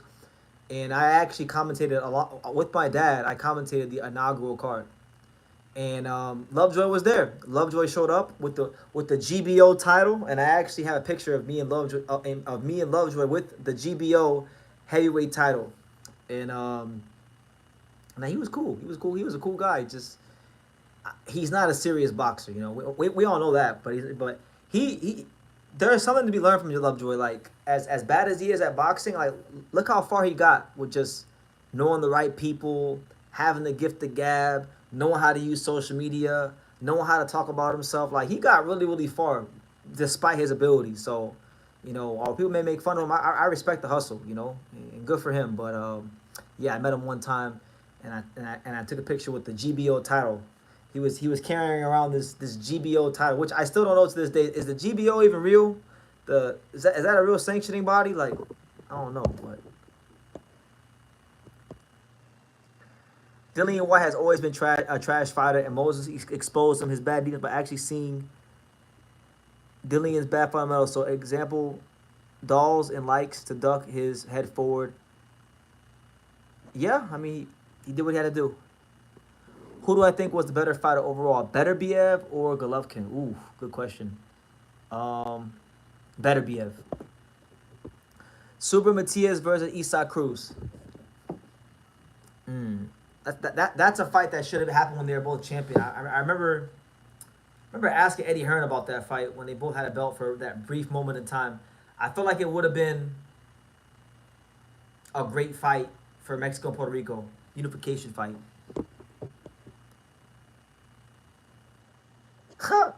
Wrong Messiah versus Chocolatito 3 fight. How would that gone?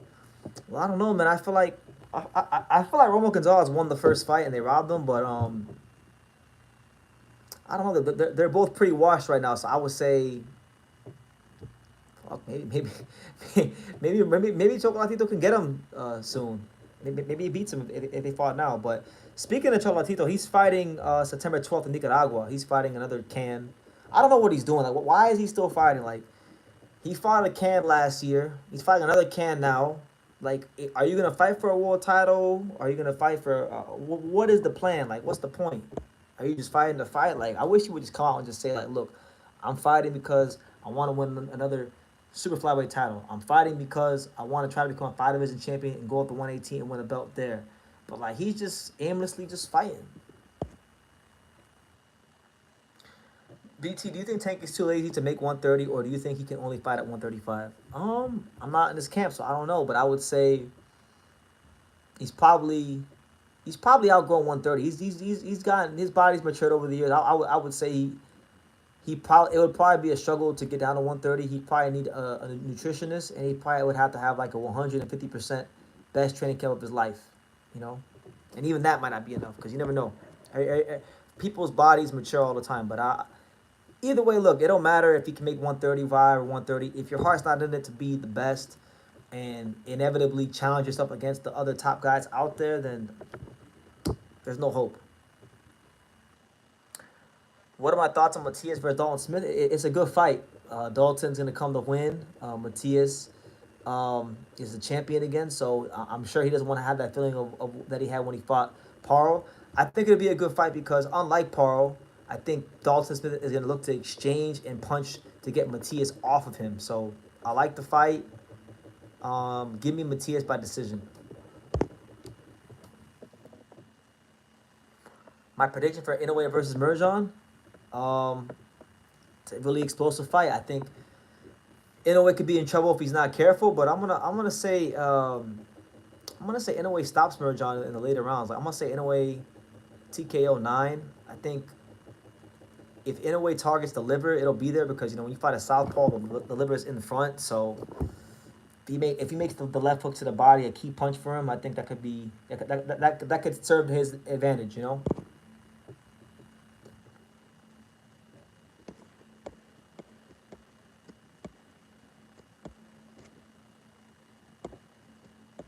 Who would win between Romo Gonzalez and Donaire at 118? Funny enough, like that's a fight they want to do. I know Rachel Donaire is trying to angle Nonito for that fight. If they fought now, I don't know. If Romo Gonzalez can take the power of Donaire, then I think Romo Gonzalez by decision. But if not, then Donaire by stoppage. BT, the winner of Barao, Abbas Barrow, and Charlo versus the winner of Fandora versus Thurman. Why not? That sounds pretty straightforward. Why not? Do I think MJ is a better fighter than Madrimov? Yes, 100%. Yes. Want to know why? Because Madrimov actually punches to hurt you.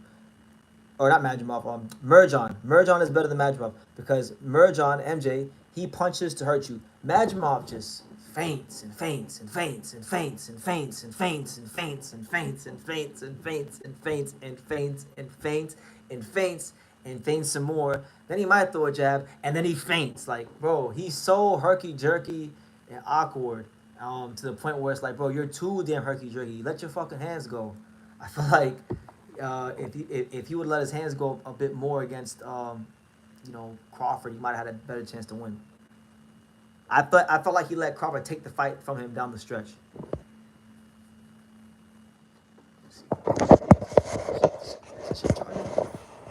Hold on, guys.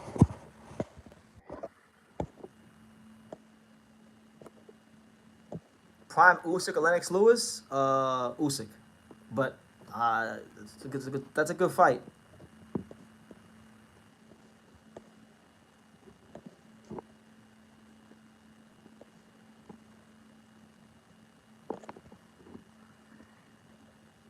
Did I see that Monte Paulus left Japan today? Yeah, I saw that. Good for him. Good camp. Inoue sparring everyone. Good for him. I seen it. Did you see the Wardley and Justice Hooney fight? I lost my parlay because of that knockout. Yeah, I seen it. Justice Hooney was doing pretty good, and they screwed him over.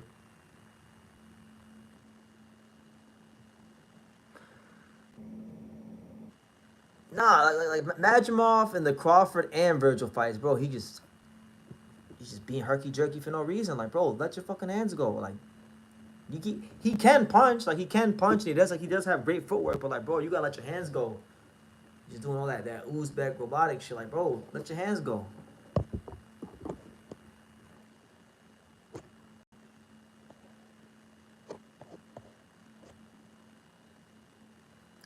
I'm an odd guy, BT. We're all odd. To like this sport, to follow this sport, and still have any care for it at this stage in the world, in 2025, you got to be a bit odd, honestly. And in my case, I'm extra odd because getting involved in this shit now, and it's like you got to have a special type of love for this sport to still be around and following it. And so to a degree, we're all odd.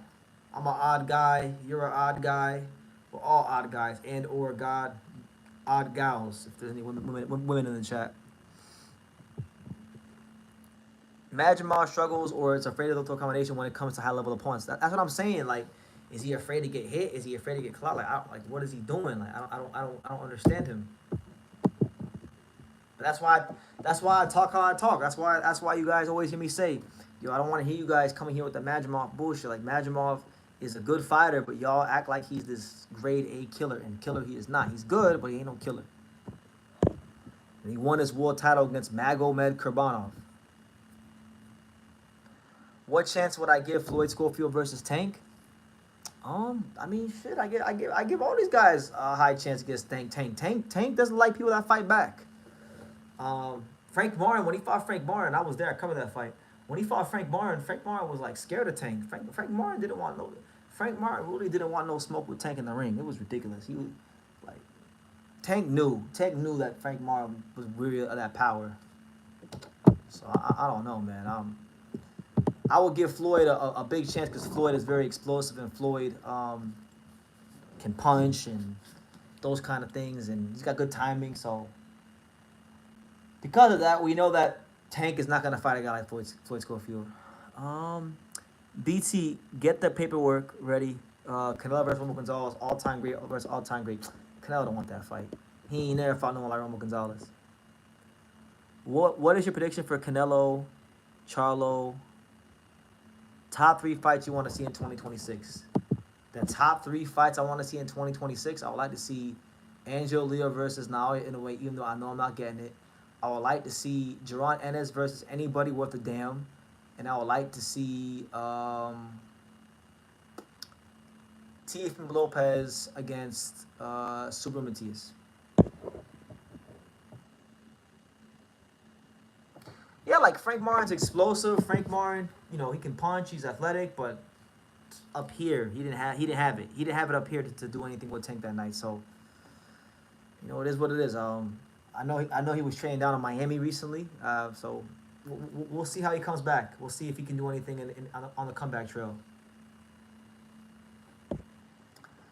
Shout out to Matt Borgeson. He says, True School, Jaron Ennis should not fight this African guy. He's fighting. They should just cancel the fight. I wish. I really wish that was the case, Matt, but that's not what they're gonna do. They're gonna go ahead and they're gonna do this fight and keep the Boots gravy train rolling, and it is what it is. Like, I just wish like some other things would happen in boxing so we could start talking about Boots. Like, Boots has been the most talked about fighter in the sport. Have I ever considered getting LASIK eye surgery? Yes, I have. I have considered it. It's a bit pricey, but I mean, I've considered it, but it's not like something that's on my immediate to-do list. Like maybe later on in life, but not now. Do you think they are afraid that he's not what they invested in? Of course. I think that's part of it. He hasn't really fought any punchers yet in his entire boxing career. But then you got people like Steven Bradman Edwards going around saying that he's the best fighter that he's ever seen in the gym. But that doesn't matter. Like, none of that shit matters. I know plenty of people. I know plenty of fighters that were great fighters in the gym. I seen it with myself. I seen some fighters that never even came close to winning a world title, and they got the brakes beaten off of them in all their big fights. So the gym stuff doesn't matter. You know, you gotta do it under the lights where it counts. They don't pay you for what you do in the gym. Shout out to my main man, KO Artist Sports. He says, I need some Japan pointers. Yeah, I saw your message. I got you. There's a lot. It's a whole different world out there. So I'll get back to you soon on that one. While you got me now, I'm here right now. What specifically do you need pointers on? And I could answer it here for you if you want. But I'm gonna answer you on Instagram eventually.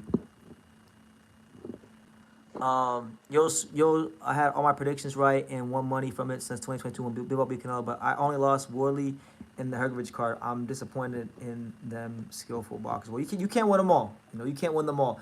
Betting wouldn't be fun if you won all the time. You know, you gotta lose sometimes to appreciate the wins. That's with betting and that's with life. So, Tank's next 3 fights: Jake Paul, Manny Pacquiao. Y'all not showing Jake Paul no remorse at all. What was the worst prediction you ever seen pundits make on a fight? Um, the worst prediction. I'll tell you one that I thought was really bad recently, like in the last year. When everyone was saying that Canelo was gonna knock out Berlanga, I thought that one was pretty bad because I thought it was pretty clear that that Edgar was gonna go the distance. But nah, most people had Berlanga by getting knocked out. I thought Takuma Inoue. People saying Takuma Inoue was gonna beat Seiya Tatsumi was a bad one. That was a bad one. Everyone saying that Spence was gonna beat Crawford. That was a really bad one. I told everybody that. I told y'all the round that I called that fight down to the round. You know, so listen, we all make bad predictions. You cover you talk enough boxing, you'll make bad predictions. Mostly tips on pre-fight and post-fight press conference and how that stuff works. Oh my god. Well, okay. Are you covering a fight? Are you covering a fight there, Steve? Are you covering like what you going out there for Inoue or it's different over there, man. It's a lot different. Like they don't really have like they don't really have a way for foreigners to cover fights. Like if I'm being honest with you, because I asked. I mean, I've asked myself. I mean, I've only been to fights as media because I knew a guy who knew a guy. Like I know people. I know people that work with the fighters. So, but I know like with Tekken Promotions and Honda and them, there's not like a like in the States how we have you go on Magna Media and you apply for a credential. It's not like that in Japan. So, I'll message you. I'll message you.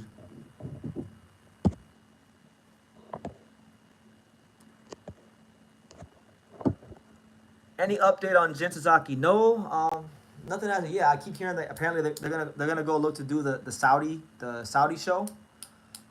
They want to get him on this whole like Japan versus Mexico Saudi show. So I personally hope not. I would advise highly against that. I think Jin should take some time off and work on some things. But they're gonna do what they want to do. Steve says, appreciate you, brother. Talk soon. All right, Steve. Good. God bless, man. Keep up the good work. KOR the Sports, guys. Make sure y'all go run it up and go subscribe to KOR the Sports. Steven Guareno, one of the good dudes in boxing media. But yeah, guys, I'm gonna get out this soon actually, cause I'm getting a little tired. But we'll go like 10 more minutes, and then I'm gonna get up off here, cause I gotta get some rest, cause I have to go to the airport in a couple hours.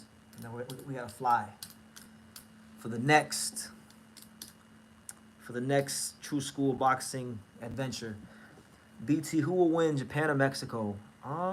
Depends on the matchups. I mean, both countries have great fighters. Probably Mexico, honestly, because I think Mexico has a lot of styles that give Japanese fighters problems. But really, it depends on the matchups. If they actually when they announce the card and I see the matchups, I can tell you who I think will win. All right.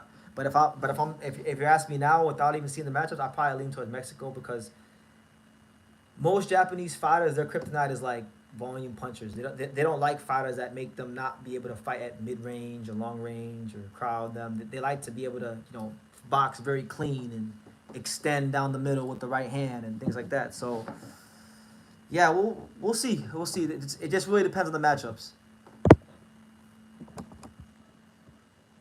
Canelo would definitely have more knockouts if he throws more combinations. But hey, he has a lot of mileage since he turned pro at 15. Yeah, and he at some point in time he got away from throwing combinations. He fell in love with his power.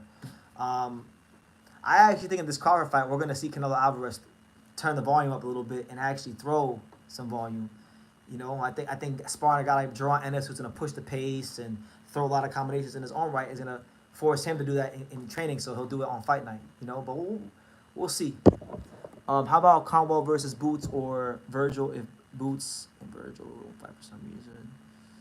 I mean, I would like the fight, but I think most people will probably shit on that fight because Conwell just lost. But I mean, stylistically, it's a good fight. But considering the timing of everything, nah, I don't think that fight don't make no sense right now. Just being honest.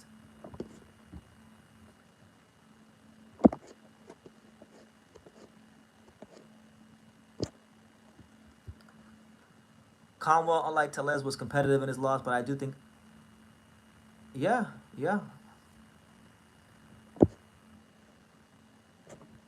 Thanks for answering the questions, BT. Salute to you and God bless. Thank you, man. I'm trying. I'm trying, man. Boxing's so slow right now, and I'm trying to build like consistency with these lives because I feel like all these years I've always had problems just coming live consistently. A lot of it is laziness. A lot of it's just not structuring my days the way I should sometimes. But I'm doing a better job of it now. You know, I'm getting better as I mature and get more experience. So yeah, but it's tough with boxing being so boring right now. It's real tough. So there's not gonna be no live tomorrow. I'm gonna be too tired to do a live tomorrow, but maybe probably Thursday. Thank you guys for being here. Thank you guys for being here, and hopefully, like these lives helping your days go by a little faster, and they're definitely helping my day go by a little faster. So, yeah, thank you. I think Golden Boy is gonna either shelve or cut Conwell. Probably. And you know what? I don't like when fighters get put on the shelf. But I mean, in this case, Golden Boy gave Conwell all the right fights at the right time. They delivered for him, but he couldn't deliver for them. So, you know, it is what it is. It's part of the game. We live. By the way, have you heard anything about Fulton versus Foster? No. I mean, supposedly it's gonna happen still, but I don't know. I don't know. I don't know if it's gonna happen because it was supposed to happen on Tank versus Roach 2, but Tank versus Roach 2 ain't happening. So if there's no Tank versus Roach 2, does that mean there's no Fulton versus Foster? I don't know. Have I ever seen Usyk fight in person? No, I haven't. Usyk's actually probably one of the only fighters I've never seen fight in person. BT, do you think UFC is more exciting? Right now it might be, but I don't really care about UFC. Like I don't care about MMA. It's not my thing. So like I'm not an MMA guy. So like right now things for me are extra boring because I don't like MMA. I do like baseball, but I'm a Marlins fan. They're pretty mediocre, but they're a young team. Hockey season's not till October 7th, so I gotta wait a month and a half for the Panthers still. So shit is boring right now. I'm so happy that I'm going to go do what I'm about to go do in this boxing adventure about to go on. It couldn't have come at a better time. Hell, if boxing wanted us to make us excited, make that fight. And then sorry, I didn't catch your Canelo Crawford prediction. Right now, I mean, it's not my final prediction. It could always change, but my prediction for now. And it's been this way since January, is Canelo by UD. Canelo by decision. I think you're talking about two counter punches. I think Canelo is going to be looking to counter Crawford. And I think Crawford is going to look to box. And I think you're going to have a lot of lulls in the action. So I'm expecting a boring fight. But I'm hoping it's not because it's a big night for our sport. And a lot of people who don't normally watch boxing will be tuned in on that night to watch boxing. So, yeah. How do you see the Miami Dolphins doing this year?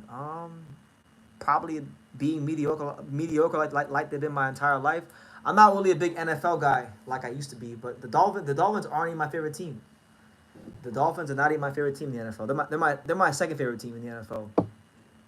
My favorite team in the NFL is actually worse than the Dolphins. My favorite NFL team is the Carolina Panthers. How do I see Norman beating Haney? TKO 7 round stoppage. Devin is gonna box. He's gonna be very, very defensive. He's gonna be blocking and holding the phone with his right hand, and he's gonna be getting hit by a lot of straight right hands and body shots. So yeah. How can you go pro as a boxer in Florida? You got to have a certain amount of amateur fights. I forgot the exact number, and then you pay a certain amount of money. I think it's like maybe like what, a couple $100 for a license, and then yeah, you can get your license like that. But getting fights is a whole other thing. Anyone can turn pro. Like it's not hard to turn pro in any state really, but it's hard to actually have the infrastructure and resources to have your career properly move. That's what people don't understand is, yes, you can turn pro. Yes, you can be a fighter. But if you want to be a fighter that's looked after properly, that's the hard part, because there's not very many trustworthy people in the world in general. And there's even less in boxing, right? So it's difficult. Khaled says, "Yo, BT, what's good with Leo in 126? Will we ever get a unification? You got to go ask the other champions. One, I'm not gonna say which one, but one of them got offered a fight and turned it down. So I don't know. I don't know, man. If we're not getting the unifications, it's definitely not because Angelo. I'm telling you that. I'm telling you that right now. There was an offer made to one of the guys who hold the belt right now, and they turned it down. And really and truthfully, it sounds like from what we're hearing, Fulton wants to move up, Espinoza wants to move up, Ball's fighting 122 pounders. So it's like, it's not. Honestly, Angelo's probably just gonna fight a voluntary, because he knocked out Venado, then he fought a mandatory in Japan. So do a voluntary and then see what the landscape looks like after that. I definitely think it's Nick Ball. I heard it keeps turning. I'm not gonna tell y'all who it is. Could be Nick Ball, could be Espinoza, could be Stephen Foreman. We don't know. We don't know who it is. Well, I know who it is. I'm not gonna tell you who it is. I just know though that one of them champions. They got that paperwork passed to them, and they said, "No, sirree, we don't want that fight." Leo should move up. That Inoue fight will never happen. I would never say never. If Inoue gets through these next two fights, it's possible. But you know what? Mr. Honda and Tekken know how good of a fighter Angelo is. They know. They've seen him in the gym. They know. So I'll leave it at that. I wonder why everybody's sending offers to Nick Ball like he's the only champion. Because he's the weakest link, and because, honestly, Nick Ball is getting a lot of push from the British boxing promoters and Turkey, so there's a lot of money there for that. And yeah, but, they act like Angelo's not, that doesn't exist. He's there, he's got the IBF title. If you want the fight, call him out.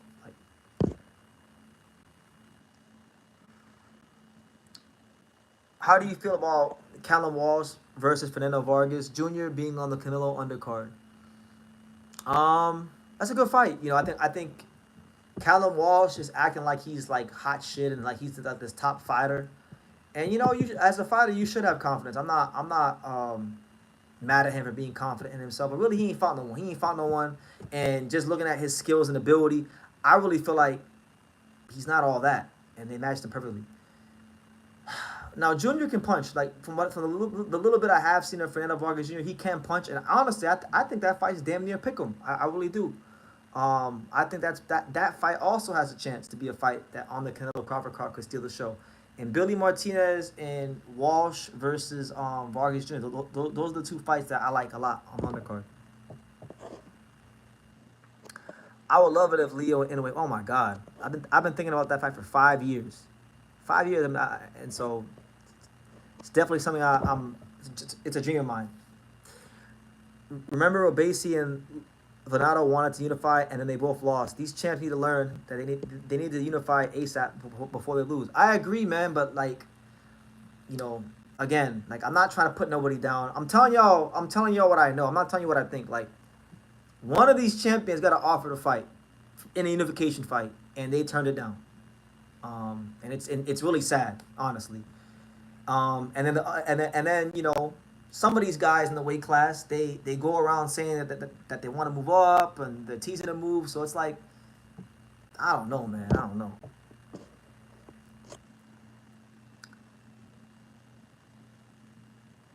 Rap Machine says he got Callum Walsh over what's his name, Junior.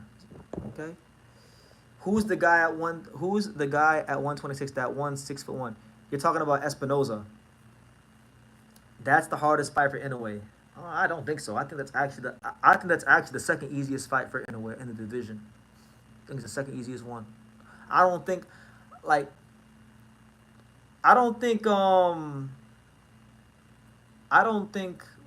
I don't think anybody with a long torso will beat Inoue. Too much. I'm picking Junto just because of the fact that not Junto. I'm picking Inoue to beat Junto just because Junto got a long ass torso.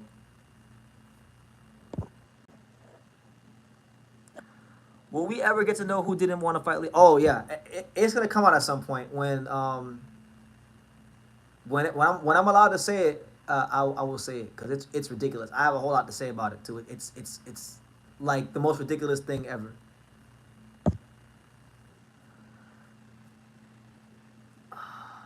Oh, come on, that makes no sense for me.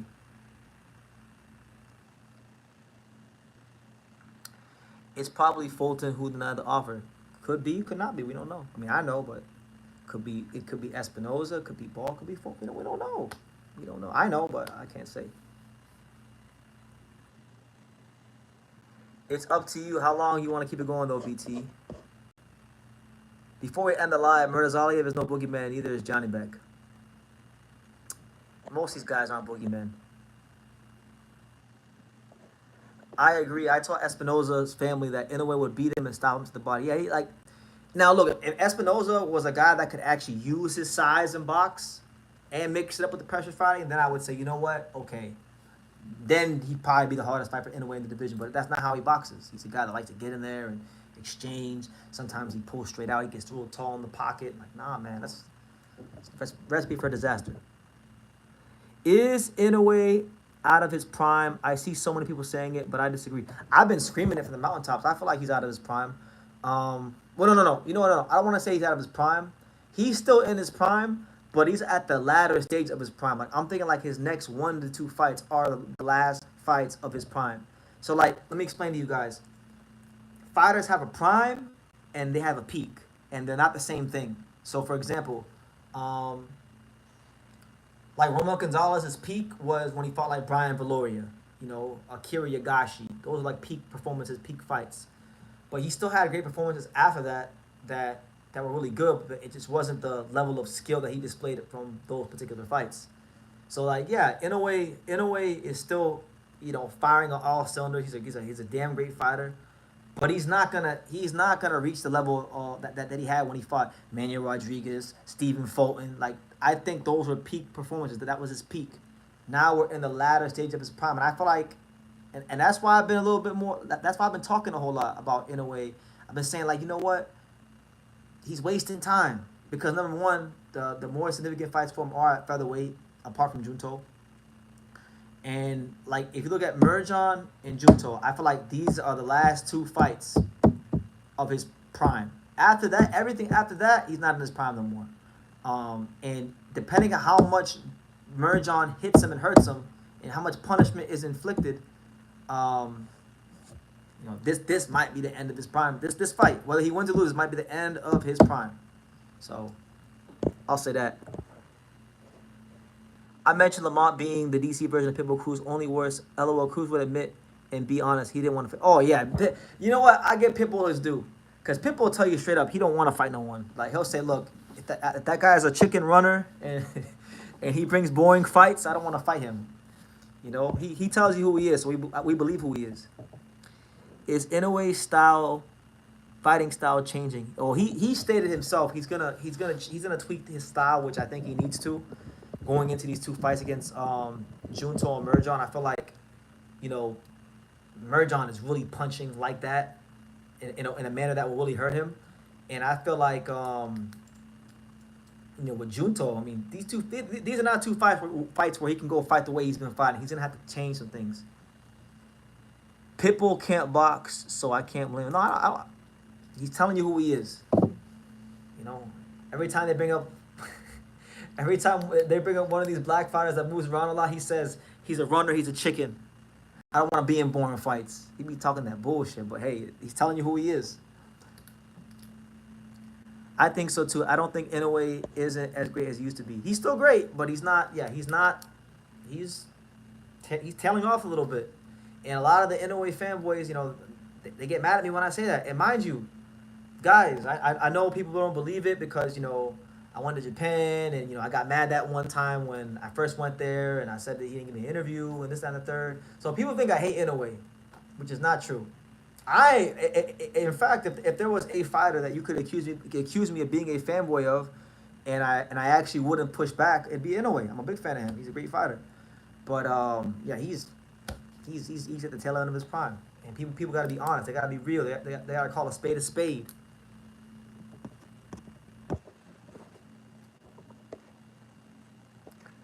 Shout out to everybody here. It's your boy BT, the Untouchable, True School Sports Empire. We're here. We're live. these are the last 10 minutes because we've almost got our 2 hours, and I didn't think I had the energy to do 2 hours, but I'm still gonna give you guys 2 hours, even while boxing is slow, even while boxing is trash, even while boxing is boring right now. I'm still gonna give y'all the customary standard, industry standard, 2 hours here on True School Sports. When is the next Japan trip, brother? That's a great question. It could be as early as later this year. I mean, I don't think it will be, but I'm not ruling it out. But if I had to take an educated guess, I would say probably March or April of next year. Probably, yeah, around that time when Inoue is getting ready to fight Nakatani. But again, with me, things change. Like I really thought that I wasn't gonna go nowhere else the rest of this year and just have a nice, boring close to my 2025. But that's not the case. I got a call a couple days ago. A certain fighter that I know, who you guys will find out later, and it's not Angelo, but a certain fighter I know said they said DT, we need you in camp. We need you here with us. So I said okay. So I'm going to camp. I'm going to camp with a particular fighter that I know, and gonna go help him out and keep him some company and assist him in camp, and just make sure that everything goes smoothly. And yeah, so gonna be an exciting couple of months here. I'm going to a whole part of America I've never been to before. So is Canelo bulldozing through Crawford? Shit, I mean, it wouldn't surprise me, man. I feel like Canelo is definitely pulling out a lot of stops for this camp that he hasn't pulled out in a long time. He's really up for this fight. But I'm going to stick with my original prediction of Canelo by decision. That's the original prediction. We're sticking to it. Have I ever came to a Minneapolis Armory? No, I haven't. I've always wanted to go to one. They haven't had any in a while. And Minnesota's kind of out the way. It's not like right around the corner for me. So I'd like to go at some point because the atmosphere seems really, really good. And I've never been to Minnesota. So, one of the things that I do want to do in my life before it's all said and done is I want to go to every single state in America. And that's one of the states I got to go to. So, yeah.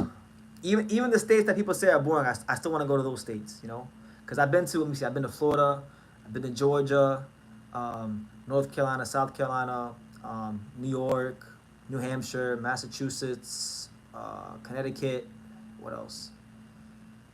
Texas, Nevada, Illinois, what else? Colorado, California, Arizona, Texas. Yeah, about 15. I've been in about 15 or 16 states. So I still got, what is that, like 30, 35 more, something like that. So I still got states I got to go visit. Yo, champ, get back into the ballparks. I want to. I might check one of them off soon because, like I said, I'm going somewhere I've never been, and I think and this place I'm going to has a major league team in a stadium that I really want to go to. So I'm going to check it out. I'm going to go to the stadium at some point. Am I in Vegas these days or in Florida? I'm in neither. I'm not going to tell you where I'm at, but I'm in, at least not on here, but I'm in neither. I got out of Vegas. Is that hold on? Is this what's his name? Oh, this is Hafid's brother. This is Monir. Yeah, I was telling you. I think I was telling you about it. Yeah, no, I'm not in Vegas no more. I'm not in Vegas no more, and I'm not in Florida no more. So where am I? Who knows? Tune in. Oh, it's Hafid. Nah, Hafid. I told you where I was at. I told you where I was going. Don't say it here, but I told you where I was going. When I talked to you. Why does it say? It says Mr. MF Goon. Okay, because normally it says your name, but it said M, so I thought it was your brother. But yeah, no, I'm in that place. I went to the state that I told you I was going to, but I'm not in Vegas or Florida anymore. But I'm looking forward to this next trip, man. This is gonna be a historical one. We're talking about not one training camp, but potentially 2 training camps. So a lot of fun. Man, the WBC is adamant about wanting Matias to give Puello a rematch after the Smith fight. It was close, but damn, I'm getting tired of Puello. Why are you getting tired of Puello? All Puello does is fight the best people and give you guys good fights. He had a rematch clause. He negotiated a rematch clause in his contract, so it's not his fault. That's Turkey trying to get in the way and cheat that man out of a rematch clause that he put in there. Like they agreed to it. They got to be a man of their word. But what I will say is this: I feel like Dalton Smith's a good fighter, but like I really just wish we could get to Matias versus Hitchens. Matias Teofimo. These are the fights that need to happen. I feel like they're gonna try to get Matias beat before he can fight any of those guys. They're gonna keep these guys, away from Matias if they can.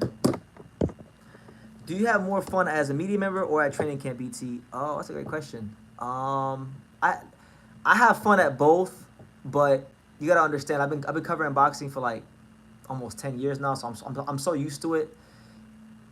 I really am, like these days. I mean, well, I do enjoy making the content, and it's something that I do, and it's very meaningful work to me.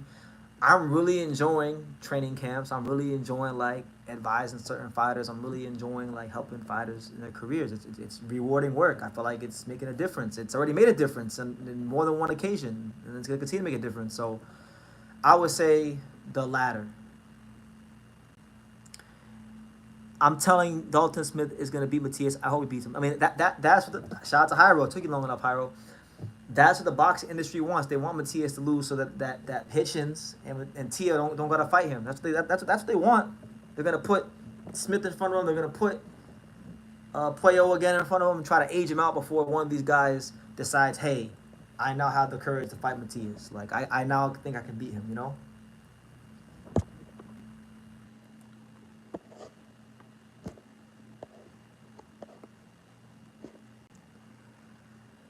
After about a month went by, I hope we don't have to see a Matias Puello rematch. I mean, it wasn't a bad fight. Would I want to see it again? Do I gotta see it again? No, not really. But the man had a rematch clause. What you want to do?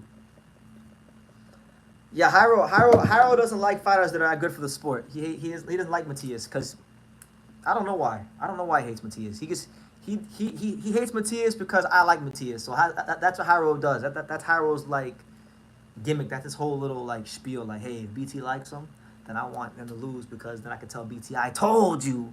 And then even when Hyro was wrong, he still says I told you. Like every week in boxing, when there's a fight, Hyro will always say I told you, no matter if he told you or not. Imagine if Turkey sues BT. LOL. Yeah, okay. Then it's gonna be World War III if that happens. What's the white boy with the skater cut who always talks boxing? He's super smart. That's my buddy Sean Zettel. That's my buddy. That's my right hand man in the box media, Sean Zettel. Yeah, I got me and him gotta do something soon because it's been a while. But again, like boxing's been so slow and we're in a very slow period. So it's like, what is there to talk about? I mean, am I talking about Boots sparring Canelo? Like, we were for a little bit on his channel. We were doing some stuff on his channel, but then like, I don't know. I'm a yes man. I always say yes, but we's not doing it. I don't know why, but I always tell him yes. What are your thoughts on Jermaine Ortiz's last performance? I saw some clips of it. Good win for him. I'm hoping he can continue to win and get more big opportunities because that's a guy that's done a lot of good in his career. I thought he beat Tia. I was there. I covered that fight, and hopefully he can get a big fight. He's one of those guys that's a real steady fighter. LOL. I'd say that's racist, but he definitely probably skateboards. Listen, guys, I've been knowing Sean Zettel since 2016. We met in person for the first time in 2017. So you're talking about almost 10 years I've known him. I have never once seen Sean Zettel pick up a skateboard ever. Never. I never seen him pick up a skateboard. Sean Zettel's a brother. On the inside, Sean Zettel's a brother. He's black on the inside.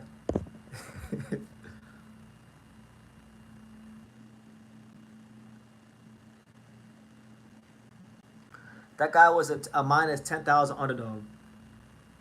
Yeah, the guy he fought wasn't good. I know Jermaine was initially supposed to fight Steve Claggett. Steve Claggett fell out, so that's why he fought that guy. But it is what it is. It's boxing. Sometimes guys fall out. But listen, guys, that's the 2-hour mark. That's my time for today. I gotta go get some rest because I have to go to the airport very early in the morning and start this new boxing adventure about to go on. So listen, you guys take care. God bless. Stay tuned for all the content on True School Sports. I still got content I gotta drop, interviews I gotta drop and work on. So yeah, you guys take care. See you on the next live. There will not be a live tomorrow. There'll be a live Thursday or Friday. So stay tuned for that. And like I say in every single one of these videos, you can love me or you can hate me. But I'm just a kid from Daniel. So until next time, take care, guys.